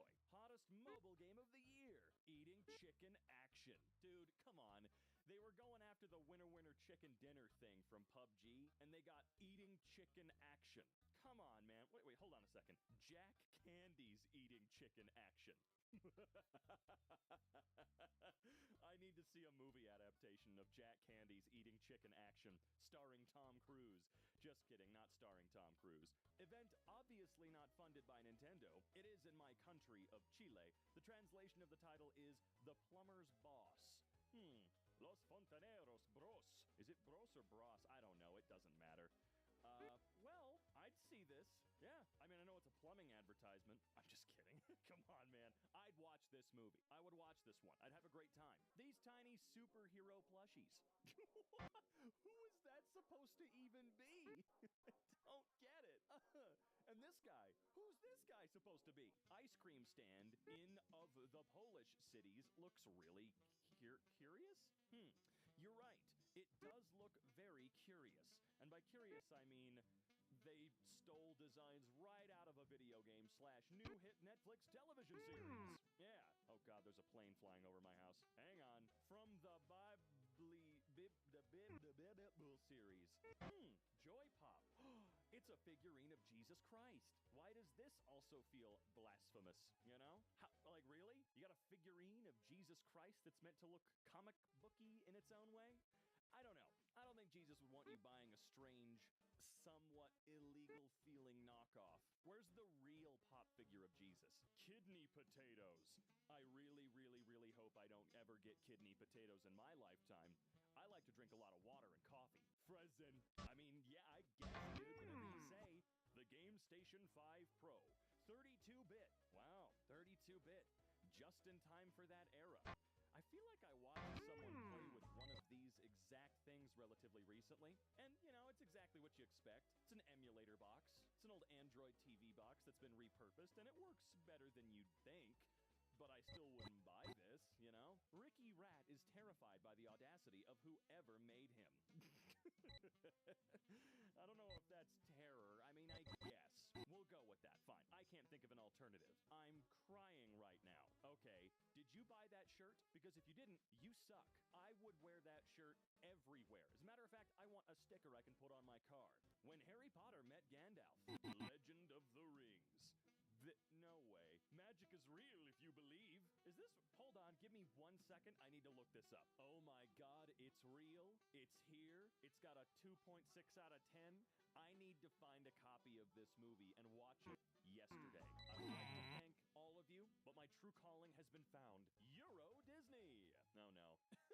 Yeah, it's it. That's the whole park. It's Euro Disney. Why did they have to do that with a minion? Why, dude. Oh yes, dongle chrome, etc. The HDMI dongle chrome. Wi-Fi display iron deficiency man. That feels kind of like me. I'm not iron deficient, but I feel like it. Yep, that's me. You're probably wondering how I ended up in this game. I'm not wondering that much. Spider Walla Game Rope Man Hero. How much money are they really making from these games that are not games? It must be a decent racket, right? Like, it has to be at least partially decent. Miami Rope Hero Man FF Games. Cover FF Fire Gadi Walla Game. Spider Hero Fighting. What do you mean my cart's funny? Is it a joke to you? It is funny, cart. It's supposed to be funny. Wait, what does the box say? Can we enhance that a little bit? Nate Many? Superior. And then the rest is a complete blur. Holy crap. Who needs Colonel Sanders when you have Commissar... Who? There's no way that's real. Okay? I mean, maybe somewhere in the world it's real. Hell, when I first moved to Colorado, I crapped my pants when I was at the airport and saw that there was a city walk. I thought that Matt Stone and Trey Parker made that up for the joke. But no, City Walk at least was real for a short period of time, man. Ugh, the accuracies. I play that. Grand Theft Auto, San Andreas, The Simpson, I can't read those. Okay? I've always wondered. I've seen crappy game covers like this out in the wild. I mean, not personally, I've seen photos of it. I've wondered, what is actually on those discs? Is your PlayStation going to explode? Can you plop them into a PlayStation? Is that even possible? Probably not. Anyway, of course my favorite game is Slionic. Slionic? It doesn't matter. They're not even trying with that one. I love me some facial soap. Yum. Give me some Tmix or some N&Ns. Ooh, even better, I want some cat. Sonic the Rice Hog? What's a rice hog? What are you talking about? Man, Mario. Wait, it's not Mario. Miss Bossy? You're right. That's I don't Super think so. Mario's brother, Luigi. It's him. Thanasos. Thanasus? Never mind. Why? I know pop figures are incredibly popular, at least for the most part still, but how in the world are the knockoff ones popular? It's not like regular pop figures are impossibly prohibitively expensive or incredibly rare. Ah, yes, Spider-Man. I mean, close enough for me, dude. SpongeBob. Hello, Kitey. Sentry Ninja Sonarto. Yeah, everyone's favorite anime. Everyone's favorite Chinese cartoon. The Uncanny Super Warrior? Okay. Oh, that's actually his name. He is the... Can't read the text behind him, though. It's a shame. It's a shame, but it's okay. Deformation. Yep, that's what the Transformers do. They deformation. Autobots deform. Greater than you can see. 2 years ago, I saw these crappy SpongeBob stickers on the window at Taco John's. Really? At Taco John's? But are you sure those are stickers? Were those not just sort of painted onto the window? Captain China. Well, I think he's missing some particular design cues if he's going to be called Captain China. For one thing, China does not begin with the letter A. Just saying. Tack, and tick. I guess? Oh, I see. That's like Tic Tacs, but really wrong. Bedbull are my favorite F1 team. Technology. Bedbull. Only 10 pounds. We have Ben 10 at home. subdue them. Yeah, that's my favorite Joe. Ill-tempered birds. I have this feeling I know what they're copying. Ill-tempered birds, soft and squishy. Oh, thank God. The Kit Kat family. There's a family? YouTube break. Key Cat. Cat caught. Double time. Well, double time's not even trying. Kill cat. I'd like to have a kill cat, please. And maybe after that, could I have a Katie's? These Mexican bootleggers are getting creative with their Funkos. Okay, let's see how creative. All right, well, that's interesting. Sonic with ring. Vinyl figure. I guess. Pop animation. Sonic the Hedgehog, ages 3+. They are among what? Or among who? Thick mints. Those look so gross. I'm sorry. Wowee. This is BS-40. What? Oh, man. If you buy a knockoff of WD-40, you're not even a person. I'm sorry. It's not like WD-40 is $600 a can, man. And I don't trust a knockoff variant. No. It's WD-40 or nothing, man. Justice Magician. And Spider-Man absolutely agrees. Justice Magician. That's great. Oh no, I hope those cookies won't make cringe dances when they come out of the box. What? Oh, they're TikTok egg cookies. I'm actually kind of curious. I wouldn't mind trying them. Maybe they'll make me dance like an idiot. Look how they massacred my boy. Oh no, Woody, no! Oh no! Supercar deformation. Duh. Okay, I do kind of want this thing though. Call me crazy, but I kind of need this horrific pile of garbage. I want to give it to Mike. Anime coloring book via Dollar Tree. Well, okay, sure, man. Burger Bell in India. Burger Bell? Do they have a Crunchwrap Supreme burger? Guess who with an identity crisis? I mean, oh yeah, who am I? I guess, yeah, that's kind of fun. What's Super Mouse, though? I don't want this friend in me. Duh! Why does he have those proportions? Minecraft? Never heard of it. It's called My World, idiot. God! Video game guy. Includes hat, mustache, and a pair of suspenders. He's just your average video game dude. You know, it's funny, we've been making memes like this for years. You know, the fake costumes, making fun of how crappy all the costumes at Spirit are, when in reality, Spirit's always had awesome licensed crap. Now, I say awesome, the costumes suck. I've said it before, and I will say it again and again and again until they do it or I die. Spirit, people would pay you big money if you guys actually had incredibly expensive, high-quality costumes. I'd pay like $1,000 for a really, really, really, really good costume that doesn't come in a bag, you know? Spider-Man? I mean, no, it can't be Spider-Man. His butt's not voluptuous. Is that the right term? I feel like it is, but it's probably not. Wait, why is there there's a Reddit bubble to Wait, what? Just seeing the Reddit logo in real life made even the tiny corner of my brain that is devoted to thinking about nothing but tacos look up and go, wait, what? Wait, oh, what reality is this? I don't like it here. Spider Foe. Get me pictures of Spider. Oh God, he's hideous. Go on, my game child. Wait. If you ever see one of these in the wild, pick it up. I think they're worth like a decent penny now. And if you've never seen one in action, go look up Stuart Ashens. That's all I'm gonna give you. Yes, can you give me a Dr. Dynamite? Okay, I know the font is modern, and I know it's a Dr. Pepper ripoff, but you cannot tell me that this is not a soda that Teddy Roosevelt wouldn't drink. Like, this would be on him at all times if he lived in like, it'd just be like, I don't drink Dr. Pepper, I drink Dr. Dynamite. Dude, it sounded a lot more eloquent than that, I'm sure, but still. Ooh, contact liquid. Okay. Oh, I'm sorry. It was made in Germany. Oh, regardless, anything with ooh on it containing a contact liquid is just something you should get tested after. It's everybody's favorite Dragon Ball. Not Dragon Ball Z. We couldn't afford the Z. It's just Dragon Ball, and I never watched it, but these characters don't look anything like anything that I've seen. Instagram actually running ads for the GS5 with a PS1 controller. What is this for? The I can't say that, can I? The BBA, the Bashadal Basketball Association. Well, they look like Crocs, but they're $6.99. Nice. And they're apparently, Heron Clogs. I love some of these. I can't tell if they're just so painfully not self-aware or if they're done on purpose. and I don't care. The off-road pioneer monster truck, only from Hot Vehicle. I'm sorry, what was that last part? Hot Vehicle. This spider, Huggy Wuggy's spider thing. Okay, no. Isn't that from Poppy's Playtime? That looks like they just took that and they were like, hey, we know we can rip off Spider-Man's design and Sony won't care too much. Jesus. Just found this bootleg Superman VHS on eBay.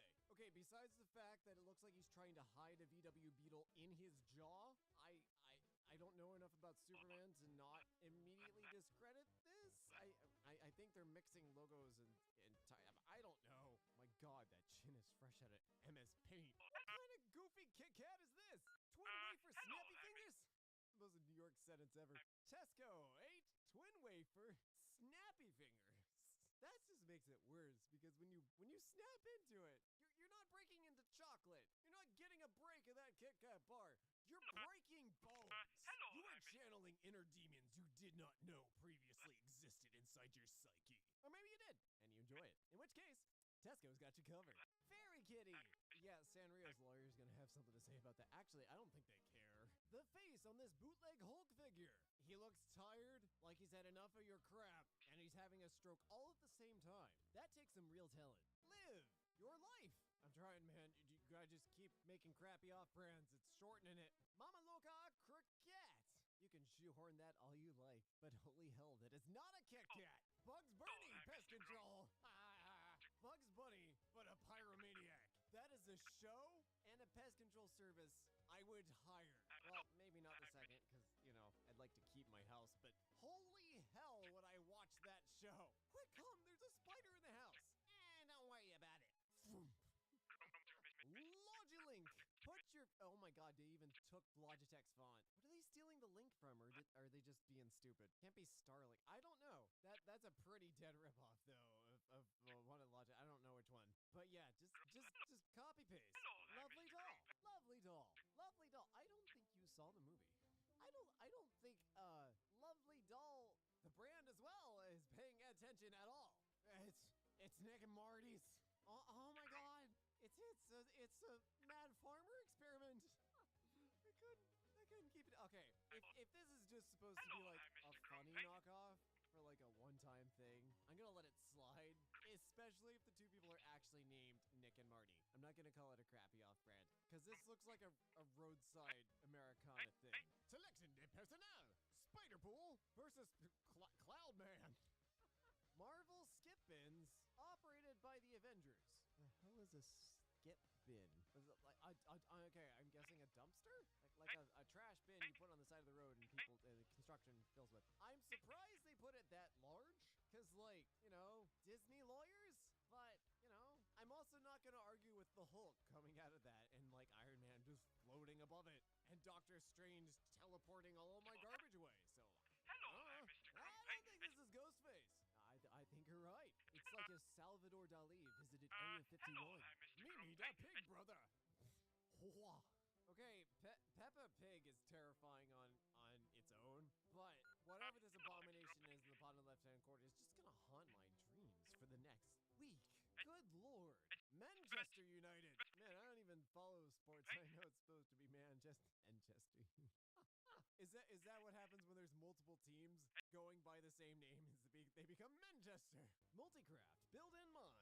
The thing that annoys me about these is that they're not even trying something new. It's not like Minecraft with guns, or Minecraft, but every 10th block is cooking. It's literally just a ripoff. Like, there's no point.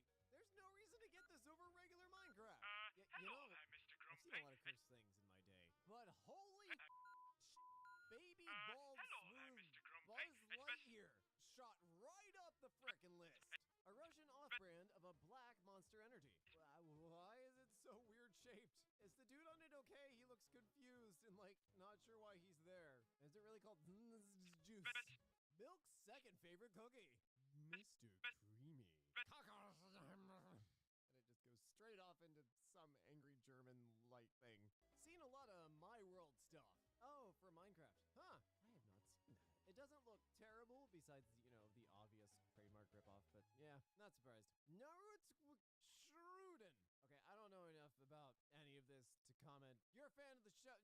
Here, you can comment on this. Just not my thing. Okay, but Neo, $1.69. Nice. These are like knockoff Cadbury cookies and cream but I get it. But Neo is in like dollar stores, Dollar General, Dollar Tree. Sometimes you'll get them at like corner shops and stuff like that. They are not bad. They're not Oreos, but they're worth a shot. It's the donor. Is that supposed to be diner with the like quote unquote cool Mickey from like 1998? Oh dear. You're not you when you're hungry. Have a Snippers. What? Jamaica. No problem. What in? Where is the? What is the? Has this person ever seen Pikachu? That's not so fantastic far. Oh my god. Oh my god, the faces. Hello there, Mr. Grumpy. It's best to know. Somebody turn these into reaction memes, please. And tag me so I can use them. The heavens of off-brands. More fake Lego. Heretics. I gotta say, some of the designs Hello for there, fake Mr. Lego are Grumpy. cool. It's best to know. But you know what's even cooler? Unironically, that remote control excavator thing up at the top. I just want that. That just looks like fun. Yes, I was always hello into there, it. Mr. Shut up. Grumpy. Page It's from best a to knockoff know. Spider-Man activity book. Potentially untapped trove of trowel. What in the intestines is happening here? If MC Escher was a gastrologist and having a fever dream. Illustrated by the people that made Super Jail. Bev Pal. Thomal than Death. What happened to Donald's eyes? It's like they got really small, like you just saw a ghost or something. Deus is over here in a coma, and Donald's just like seen into forever. Wait, are those look like sour Skittles? Are they a pearl? Sour pearls. Okay, I would unironically try these. Close enough. Pizza Hut. Although I have to say, like, this sounds like a hole-in-the-wall pizzeria in New York City. It'd be called something stupid like Pizza Hut. And it'd be the best damn pizza you've ever had in your life. Served to you by 3 angry Italian dudes on a paper plate with 40 napkins, which still will be insufficient to soak up all the grease. Perk! Superhero. I've never heard of Perk before. It's just one letter away from what they're doing for copying Lego. I don't even know what this is supposed to... Is this supposed to be Dr. Octagonopus or something? I have no idea what they're going for here. You gotta watch out for counterfeit crap even on Amazon Prime. Oh yeah. Oh, you definitely do. Independence Day. Independence? After aliens, blah, blah, blah, the president turns to rogue militias. This just seems like an excuse to make a libertarian film. Like somebody just had enough money to make a movie. And yeah, that's all I got. Found this Windex halfway across the world. Witrex. It's like a T-Rex that's really good at jokes. Kirkit. Why do so many people? You can just call them chocolate sugar wafers. Kit Kats are good, but they're not like that hard to understand. Hey, do you want some honey nut toasted oats? I'm good. How about some apple bits? I'm really good, thanks. Sugar flakes? Nah, I'm really looking for something else. Oh, I got it. Fruit rings. That's just not gonna hit the spot. Okay, I got one more. It's a long shot, but it might work. All right, let's hear it. Cocoa Balls. I'll take your entire stock. Why are Cocomelon ripoffs a thing? I don't even know what Cocomelon is. What is this? Rocklets. Wait, what are they supposed to be? Oh, peanut M&Ms? Is that the illustration threw me off. It looks like there's like a lemon swirl in the middle or something. Rocklets just sounds painful. Saw this while I was on vacation.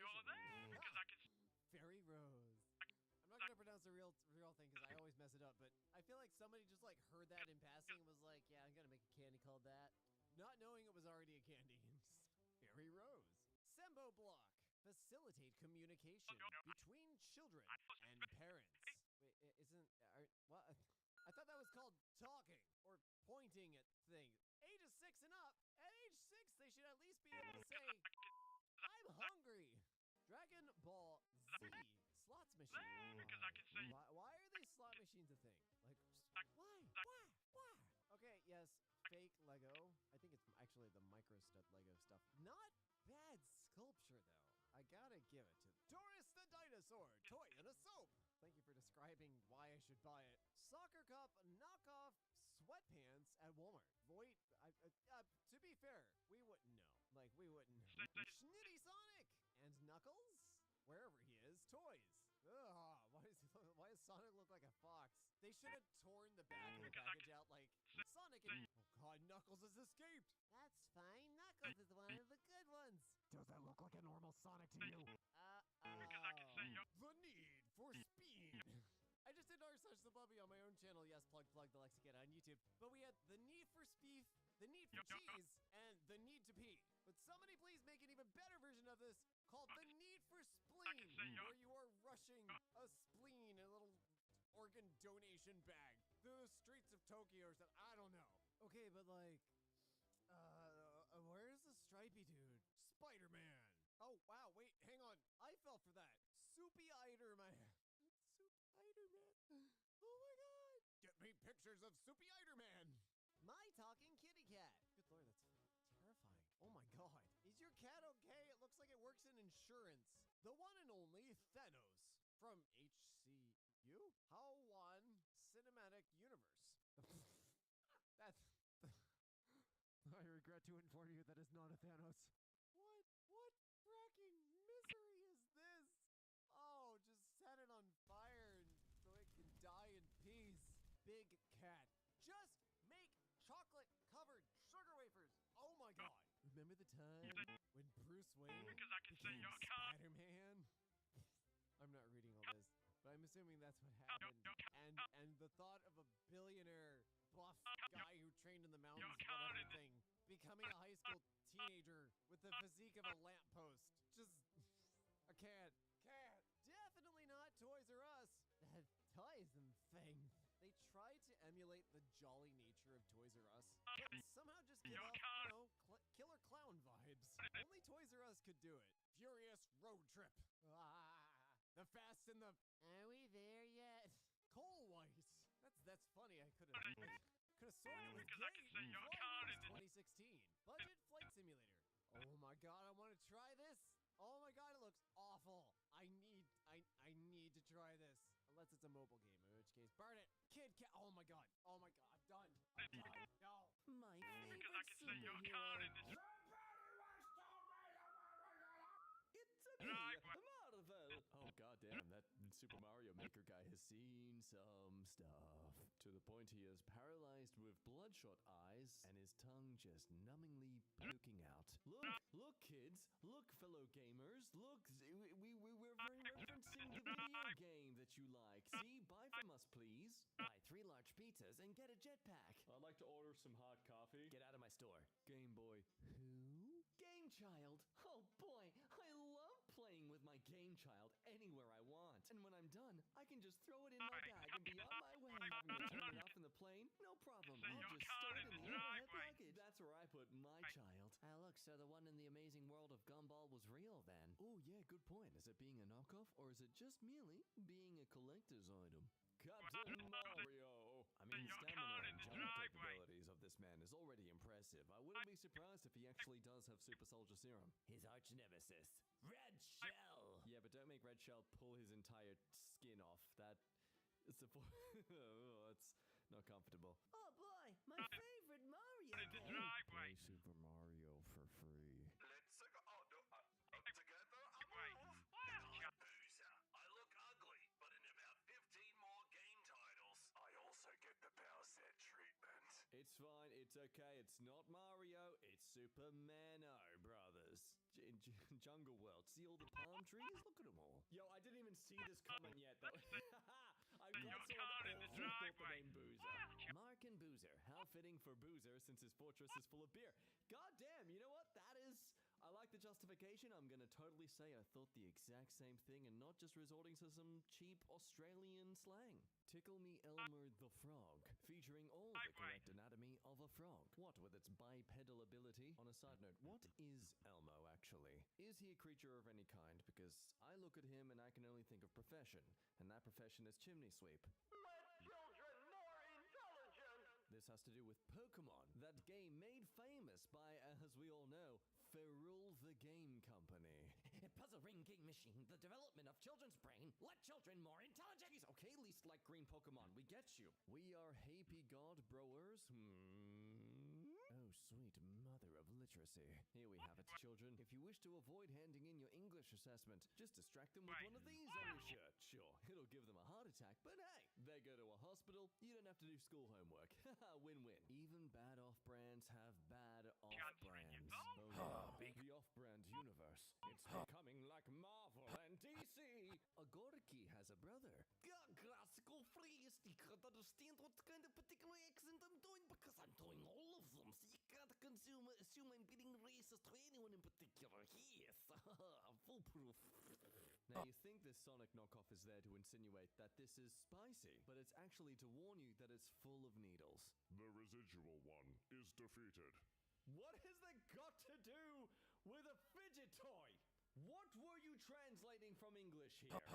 It is freaking Curious George handing out some rubber 3D printed object. What, did George kill a giant behemoth and is just sharing out the spoils of war? Come, friends, taste the flesh of beings beasted by us. Oh, they supplied us with the back of the packaging too. Mwah, angels. The object of the game is to be the player who, by thinking ahead, forces their opponents to press down the last bubble on the board. You know, I thought the challenge would be to keep people from pressing the bubbles.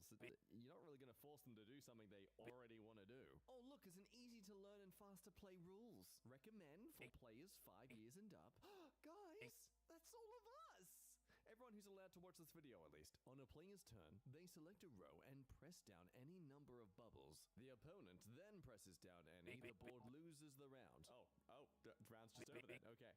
Once a match is over, simply flip over the board to start another round. No setup time and no pieces to arrange or lose. Unless you're the board, of course, in which case you seem to always lose. Oh, guys, we can play anytime, anywhere? No way! It has no loose noise-making pieces, making it great for playing in a car, bus, or plane in a restaurant or at school. Bringing one of these to school, I don't think anyone, even in Gen Alpha, has thought of doing this before. It's also water-resistant, so you can play while camping or at the beach. What about the shower? Did we stutter? This is a smart, fun, tactile game you won't be able to put down. Because it's actually like that alien from The Thing, and once it attaches to you, it's going to copy and replicate your DNA and fuse with you till you lose all self-sentience. And as you stand there witnessing your own advanced decay and cell regeneration, you can't help but look back at Curious George, the one who handed you this in the first place, realizing that Curious George never defeated the residual one. And this was not a feast in celebration. This is an experiment. With your last gasping breath, you can't help but shriek, "Why?" to George as he merely smiles upon your doom. You know it's pointless to ask, though. He's not going to stop this. He's just too curious. Mormon energy. I drink the juices of the Lord? No, that sounds wrong. The Holy Lord's special stuff. That's good. Well, yeah, I can drink that. New update, maybe? It's Minecraft! Wow, in this update, the sheep can attack with swords. And just look at all those tools surrounding your mum. Oh, it makes me go, oof. It's the famous color card number game. Oh, sorry, no, it's actually high-grade poker, apparently. Plot twist, your childhood card game has been just a gateway to gambling, apparently. Wait, so if someone wins, do they have the right to say, "You just got owned"? Oh my god. Oh no, a crappy off-brand. It actually sounds a bit better. Freddy, is that you in a box? What's with the teeth?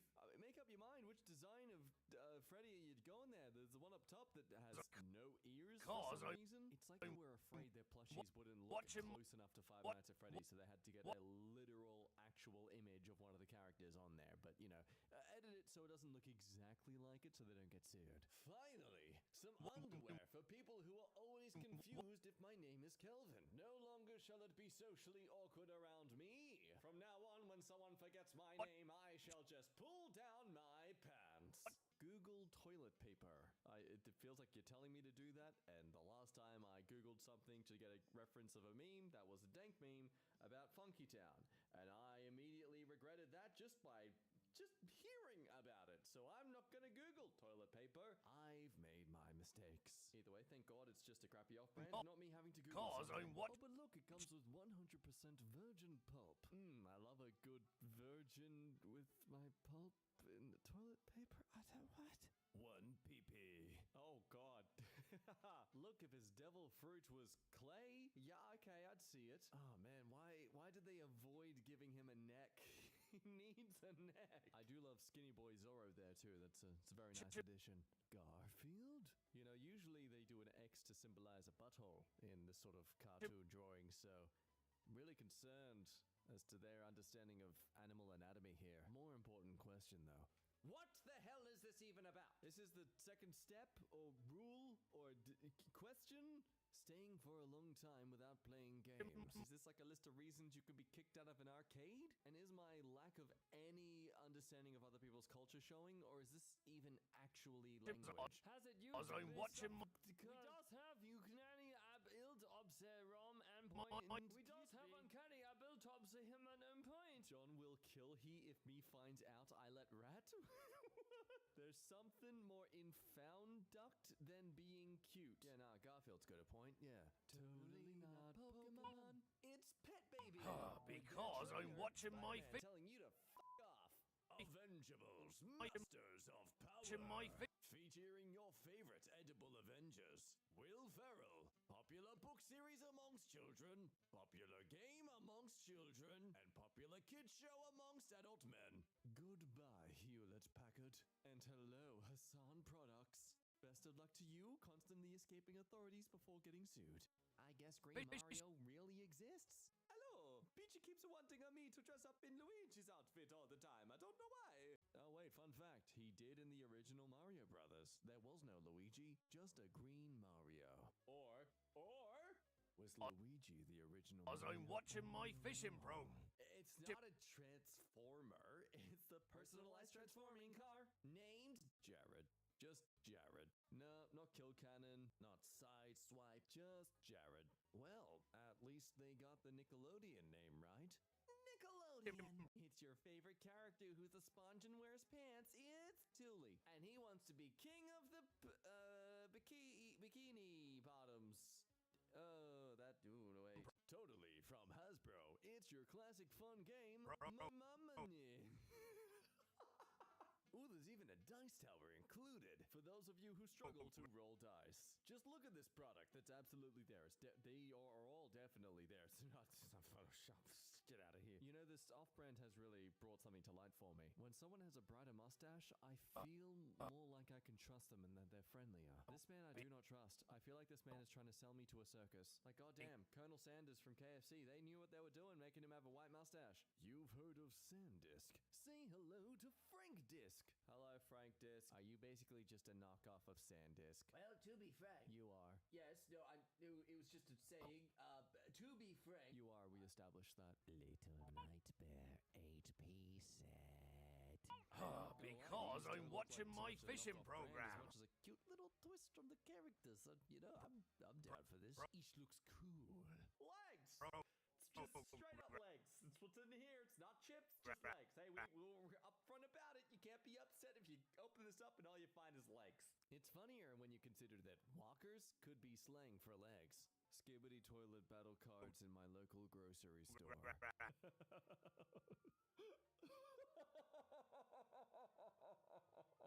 Honestly, how has this not already become a thing? I mean, let's be real. You could assign battle cards to this sort of like series. Somebody hurry up and invent time travel to let people of past generations know that in the early mid-2000s, the biggest trends for kids is an impending war between cameras and toilets. All we need are some mystery-solving humans and we are good to go. You can always rely on a costume store to do whatever they can to because I'm watching my fishing program. They are trying to reference. Yes, I'm sure you're ready to solve a lot of mysteries and chase after criminals in heels.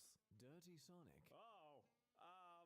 Okay, no, right, my mistake. That's just the type of fur. I thought it was like blood or mud. Also, is that meant to be just a really fluffy neck or a giant lip? Stop looking at me like you think I know the answer. Today, in the big, already established food chains trying to trick you into maybe supporting a smaller business instead, it's Five Lads. Everything from Five Guys, only now definitely not worth the price. Someone even pointing out the fake grill marks on the bun, which, wow, I didn't even notice that. Yeah, I guess in hindsight, there's no way you could get grill marks that precise without it clearly being cooked all over the top of the bun as well. I mean, unless you put it on high heat and then just put it on there for like a second, in which case, why? What are you doing? Fishing program. That? Yes. Yeah, no, I can see that. Spider Hero. Look, they even tried to make the reflection a darker guy. Look at the hair. I mean, I thought maybe the skin color was just a bit off because of the shading or something, but no, the hair is different. Also, what is that left foot slash leg doing? That shoe does not look like it's gonna last long. Spider Hero, your Jordans are fake! And he doesn't care because he's the one producing the fake J's. Perhaps we should go over and make sure nothing is wrong. Superhero, Sticky Man. Look at him shoot his sticky stuff at you. Bought this at a Chinese store in Mexico. It's a Mario Pikachu. Not gonna lie, I'm gonna support the idea of implementing mustaches onto Pikachu. Oh, wow, you get cards and everything too. That's awesome. Okay, no, sorry, this is just another case where the crappy off-brand actually is good. I mean, look at the design of the Pikachu there. That's a pretty cool looking toy. Oh, and look at that. According to that card game statistics, Peach Bunny there could slice Luigi, Mario, Pikachu in two. Now, see, they are walking on thin ice. If they accidentally mix Sonic and Pikachu, they will unleash one powerful deity's wrath. Let's not go there. Burger King. Oh no, I literally read it wrong. Sorry. That's the off-brand version. The real version is Burro King. Yes, this is where the inspiration for Donkey in the Shrek movies came from. It was the Burro King mascot, the Wow-tastic analog tent. Oh no! Oh no! Oh, I guess this kind of stuff was inevitable, wasn't it? That is. Oh man. Found this at my local dollar store yesterday. Wow, the real Grinch with his famous super large nose. How the Grinch off-branded Christmas by Dr. Suss. New from Not Lego Kuswagwait. They are among. Collect 6 models. Can form a werewolf killing team? It even comes with stats. Discussion time 15 seconds. Voting time 120 seconds. Player speed 1. Crew perspective 1. Imposter perspective 1.5. I mean, what about any of these pieces actually match up together? With genuine Lego, you could see how all the pieces, mix and match. But here it's like some random scenery pieces and some ceramic doll. It's like QS08 always has their finger right on the pulse of the 6+ age demographic, as anyone over the age of 6 would love this. This is totally worth the 9.9 lightning bolt cost. Oh, it's definitely only worth a maximum of $9.90. I'd like to learn more about this werewolf killing team. No, you don't. You don't.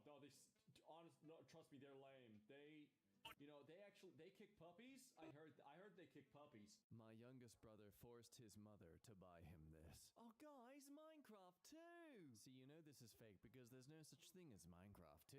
Because it takes the developers an entire year to add one mob from a mob vote in comparison to modders who can add an entire extra dimension of gameplay within 2 weeks. This entire product is confusing and traumatizing. Tittos! Daddy milk. Rich milk chocolate bar. I don't know what's worse, calling it Tittos or calling it Daddy milk. Came across these beauties today. Hey, that's a pretty cute looking Charmander, I'm not gonna lie. Sonic here is looking a bit like a pancake, and Knuckles also gets points for trying. But yeah, no, overall winner Charmander. Charmander got that drip. Crappy Halloween costumes. Electric chinchilla. You couldn't at least make it the tail, give it a bit of zigzag. Electric chinchilla, my god. The gamer. I don't want to play whatever games he's playing. Those ones get pretty intense. Oh, look, it's Ryan Reynolds' character. Anti-hero. Thursday! I hope costume stores and companies that design these never stop with this kind of stuff. It's just, there's something special about it. Blue, well, you can tell she was absolutely sick of the instructions from the photographer at this point. Angry who? Ah yes, angry. Cut the cameras. Aladdin coloring book. Oh my good god. Well, it's not a real one. Also, there's color there already? Excuse me? What exactly is going on here, huh? What did they feed that camel? How many times am I going to have to see a random master beast in an incorrect place? Now, that's a real question. Seems to happen a lot more than it should. TikTok orange. I like this TikTok more than the other one. Oh god. Remember, no one can kill the grimace. Oh, starter keeps you going. Me and me's. Choco beans. Or a choco bean. I don't know. I don't really care. What are these? Monster Kart games. Ultra 8 Deluxe. No. I'll go play Mario Kart, though. What do you think about that? Skibbity Toilet off-brand Lego. Okay, I don't want an off-brand one, though. Also, that looks like crap. Can we get a real one from Lego? I think that would be fantastic, personally. I'd have it on the shelf. So would you. Don't lie. Yes, you would. Yes, you would.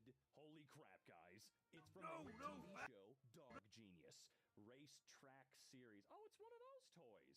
It may be a really crappy off-brand. That's Bolt's face on, I don't know the name of the dog, but I think I had one of these toys before. They're actually kind of cool. I just don't need the off-brand crap. We have the MCU at home. I don't want the MCU at home. Captain Battle Legacy War. Actually, brilliant movie. I think Totally Pointless TV did a fantastic video on this. All right, what is this? Awesome Facebook UI kit. Factbook. Fackybook. What's Fackybook from? Can someone point? It just came to my head. What was it? These Air Jordans. I mean, whatever. It beats paying for the real thing, price-wise, right? Actually, how much were these? No, really. Air. Okay, these are obviously significantly better than real Air Jordans, and I think we can all admit that now, right? I thought GTA 6 was coming out in 2025. Yeah. Oh, GTA 6 mobile, new game. Okay. It looks pretty fantastic. I'd give it a try. Genuinely, I'd give it a try so I could see how bad it was. I think it'd be really fun to waste some time doing that. Needed a new pen, so I rushed to the nearest store and got myself this bad boy. iPen X. Where did you get this? What store? From the rip-off pen store? I'm a little confused. Electric chinchilla. Jumpsuit with hood and tail. You know, I always wondered what animal Pikachu was closest to, and I guess these guys have told us. An electric chinchilla. And of course the reason I wondered that is because, I don't know, why would I know? Why would that be common knowledge? I don't know. I don't follow Pokemon that much. Bad idea. An original mascot for your pizzeria, let me guess. Oh, who the hell is that? I'm sorry, obviously it's an unoriginal bit of theft and whatnot. I don't recognize this little guy, though. Holy crap, they really put him everywhere, though, didn't they? Yes, Mario on the PlayStation 2. Hey, that would have been a dream come true for me as a kid. Although I don't feel like putting this into a PlayStation 2 is going to warrant any sort of result whatsoever. Bad idea. Disc burned in a random warehouse somewhere. Also, that's Luigi right there, up at the top. I know it says a Mario collection, but why the hell is Luigi their big front row center guy? I know why. 'Cause he's better. He is. I'm sorry. You just have to accept it. Hey, what are you playing? A car. Okay, is that a remote control stolen from an SNES? Is it meant to drive the car, or is the car a console? Oh, it says family video game player. Bad idea. SNES to look like this? I think I would. I'm sorry. This feels like an upgrade. We play games. Sorry, we ploy games. Yeah, great logo, guys. He's a plumber, all right. Oh, they're gonna find you. No, they will find you. I found a real polka dollar? Oh, I didn't know polka dollars were real, but, you know, where can I spend those? I want to know. Okay, a Mario Bros. Pop Funko Boss. Collection value. Ah, yes, the collection value. Is this the real deal? No, it's not. But you know what? It's probably better. Hey, I have a couple of knockoff buy-em-at-mall kiosk stuffed animals of, I don't know why I called them stuffed animals. Obviously, they are animals. Plushies is the term I was looking for. I have one of these. Bad idea. He does look like he ate actually. Get it right. Dr. Bob. See, it doesn't matter what it's called. This is how you know this shit is fire right here. Dr. Bob is probably even better than Dr. Pepper, and I think Dr. Pepper is pretty damn good. Oh, look, another Mario thing. Why is Mario so stolen? Why him specifically? I'm very curious. I would also like to go in there and buy myself a can of Monster. Mario Monster. Who you gonna call? Well, I'm not gonna call those Ghostbusters. I want the real Ghostbusters. You remember them? One is a trusted brand with over 30,000 real reviews. One has over 30,000 reviews with AI-generated text. Let's see. SanDisk, obviously, the actual brand, and Sam Data. Man, okay, why don't they just steal the name? Why don't they actually just steal the name? Amazon doesn't give a shit. They're not going to do anything about it. They're really, really good at just letting garbage up there. So if you're going to be this type of business, why don't you just go the full length? Go the whole 9 yards, man. I found the same watch as mine in the store. Oh, did you now? Okay, let's see here. World Time Illuminator, or the Dual Time Luminous. Oh yeah, actually has a cool little map. That's really, yeah, yours is way cooler, I gotta say. Way neater. I'd wear it. I actually kind of want it now. Hey, what the did they do to Sonic? This is kind of not cool. Tonic? Stales? Both.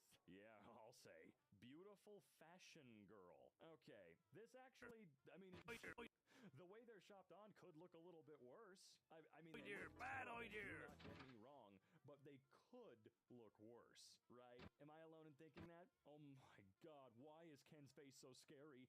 Because beautiful fashion girl makes him happy every day. And he's made out of plastic, remember? That's AIDS. Great, yeah, that's great. Yes. Slionic. 380 what? Make friends with us. Collect all the dolls. How many are there? Nick Wilde decided to advertise fruit snacks after leaving the police department. I mean, you gotta do something, right? Also, while that might be a crappy off-brand, that's just an anthropomorphic fox. That's not Nick Wilde. Not every fox character is Nick Wilde. He does look similar, but then again, they all kind of frickin' do, don't they? Don't they? Super wonderful Mario. I feel like I've seen one of these carts in action before. It's not pretty. Super Mario! New! It's one of the cars from the Mario movie. Face burger. Okay, but is it good though? I would kill for a face burger right about now. Cheese bite. Real Dutch cheese. I can tell there's a windmill there, so... Oh my god, dude. Okay, I'm kind of interested. You piqued my curiosity. What the hell is this? Is it an AI-generated image? I mean, it kind of looks like one, but then again, it's just getting scarier every day. Star Build Mario. Okay. I don't even know what's going on there. It just looks like... Why do they all look like that, by the way? Why do all of these businesses, whether or not they're actually stealing a mascot, why do they all look like that? Giant banner, big emoji, crap tons of small text. What is this? Pop Station. I would pay to see that one in action, but judging by the box, it looks like... Yeah, check that out. Brain training brick game. It is literally just a Tetris clone. Nutmaster. Well, that's probably better than all the other ones, like Nutella especially. Come on, you look at it. Oh, look, another pop, but this one actually does say Donkey Kong. They used the name, but they totally didn't use the design. Interesting choice. Luigi. All right, that one's getting a little closer, I guess. Storage things. Yeah, okay. No. From a random store in Brazil. Did you say bionic? Well, no, that is bionic. You're right. My mistake. I apologize. Dog Story. Little Heroes 2. Or sorry, Little Heroes 2. Bad idea. Wait, I really need to watch this movie. My roommates and I have this habit of going to local movie shops, like the old movie stores that sell used ones. We have one big one left in town, and then sometimes we'll hit thrift shops. But we like buying the dumbest looking things we possibly can to see if there's any value there, or if we'll just find the best movie ever made, like Dog Story, Little Heroes 2. I love that It's a Wonderful Life is right behind this masterpiece. Play High, Street Fighter, The Adventure of the Superhero. No, I'm good. Stuff I found on Instagram. Okay, that could look a little worse, but I'm definitely not going to put my money down on that godforsaken website. Oh, cool. More theft. More theft is always great. Especially from these guys. I'm being sarcastic, you know that, right? Samsung. Probably better than Samsung. My grandma was gifted a Supreme power bank. Supreme. I don't know, it's probably like $2.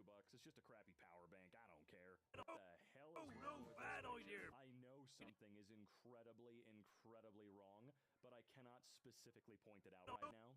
Marvel. Bad idea. Bad. Oh, wow. Okay, yeah. That's exactly what it is. What do you know? The Avengers.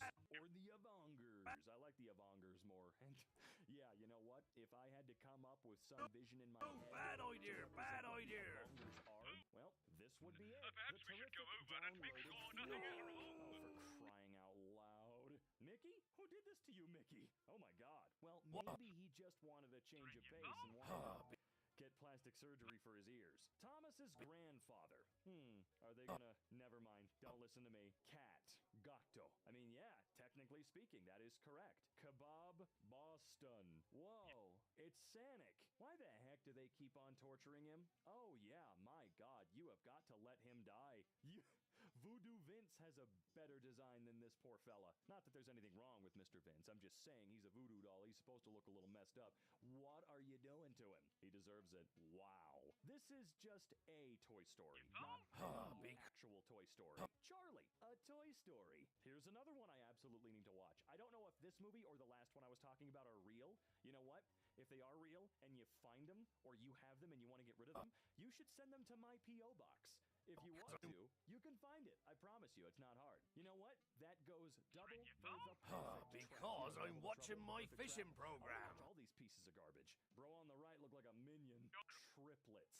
Oh, Hershey spreads, Skippy creamy, Nutella. Okay, I'm not eating any of that. Spin gallery. I think I like this answering machine business. It is very important to have patience when going after the good things. Also have dialogue and lies on the end of your life. Dude, what the hell is your title? You know what? No, I'm sorry. I apologize to you specifically, good person, because your title now makes a lot more sense. The I know Hammy? you're there because I can see your thanks. car I in the won't. driveway. Actually. Why haven't you answering your phone? Because I'm watching my fishing program.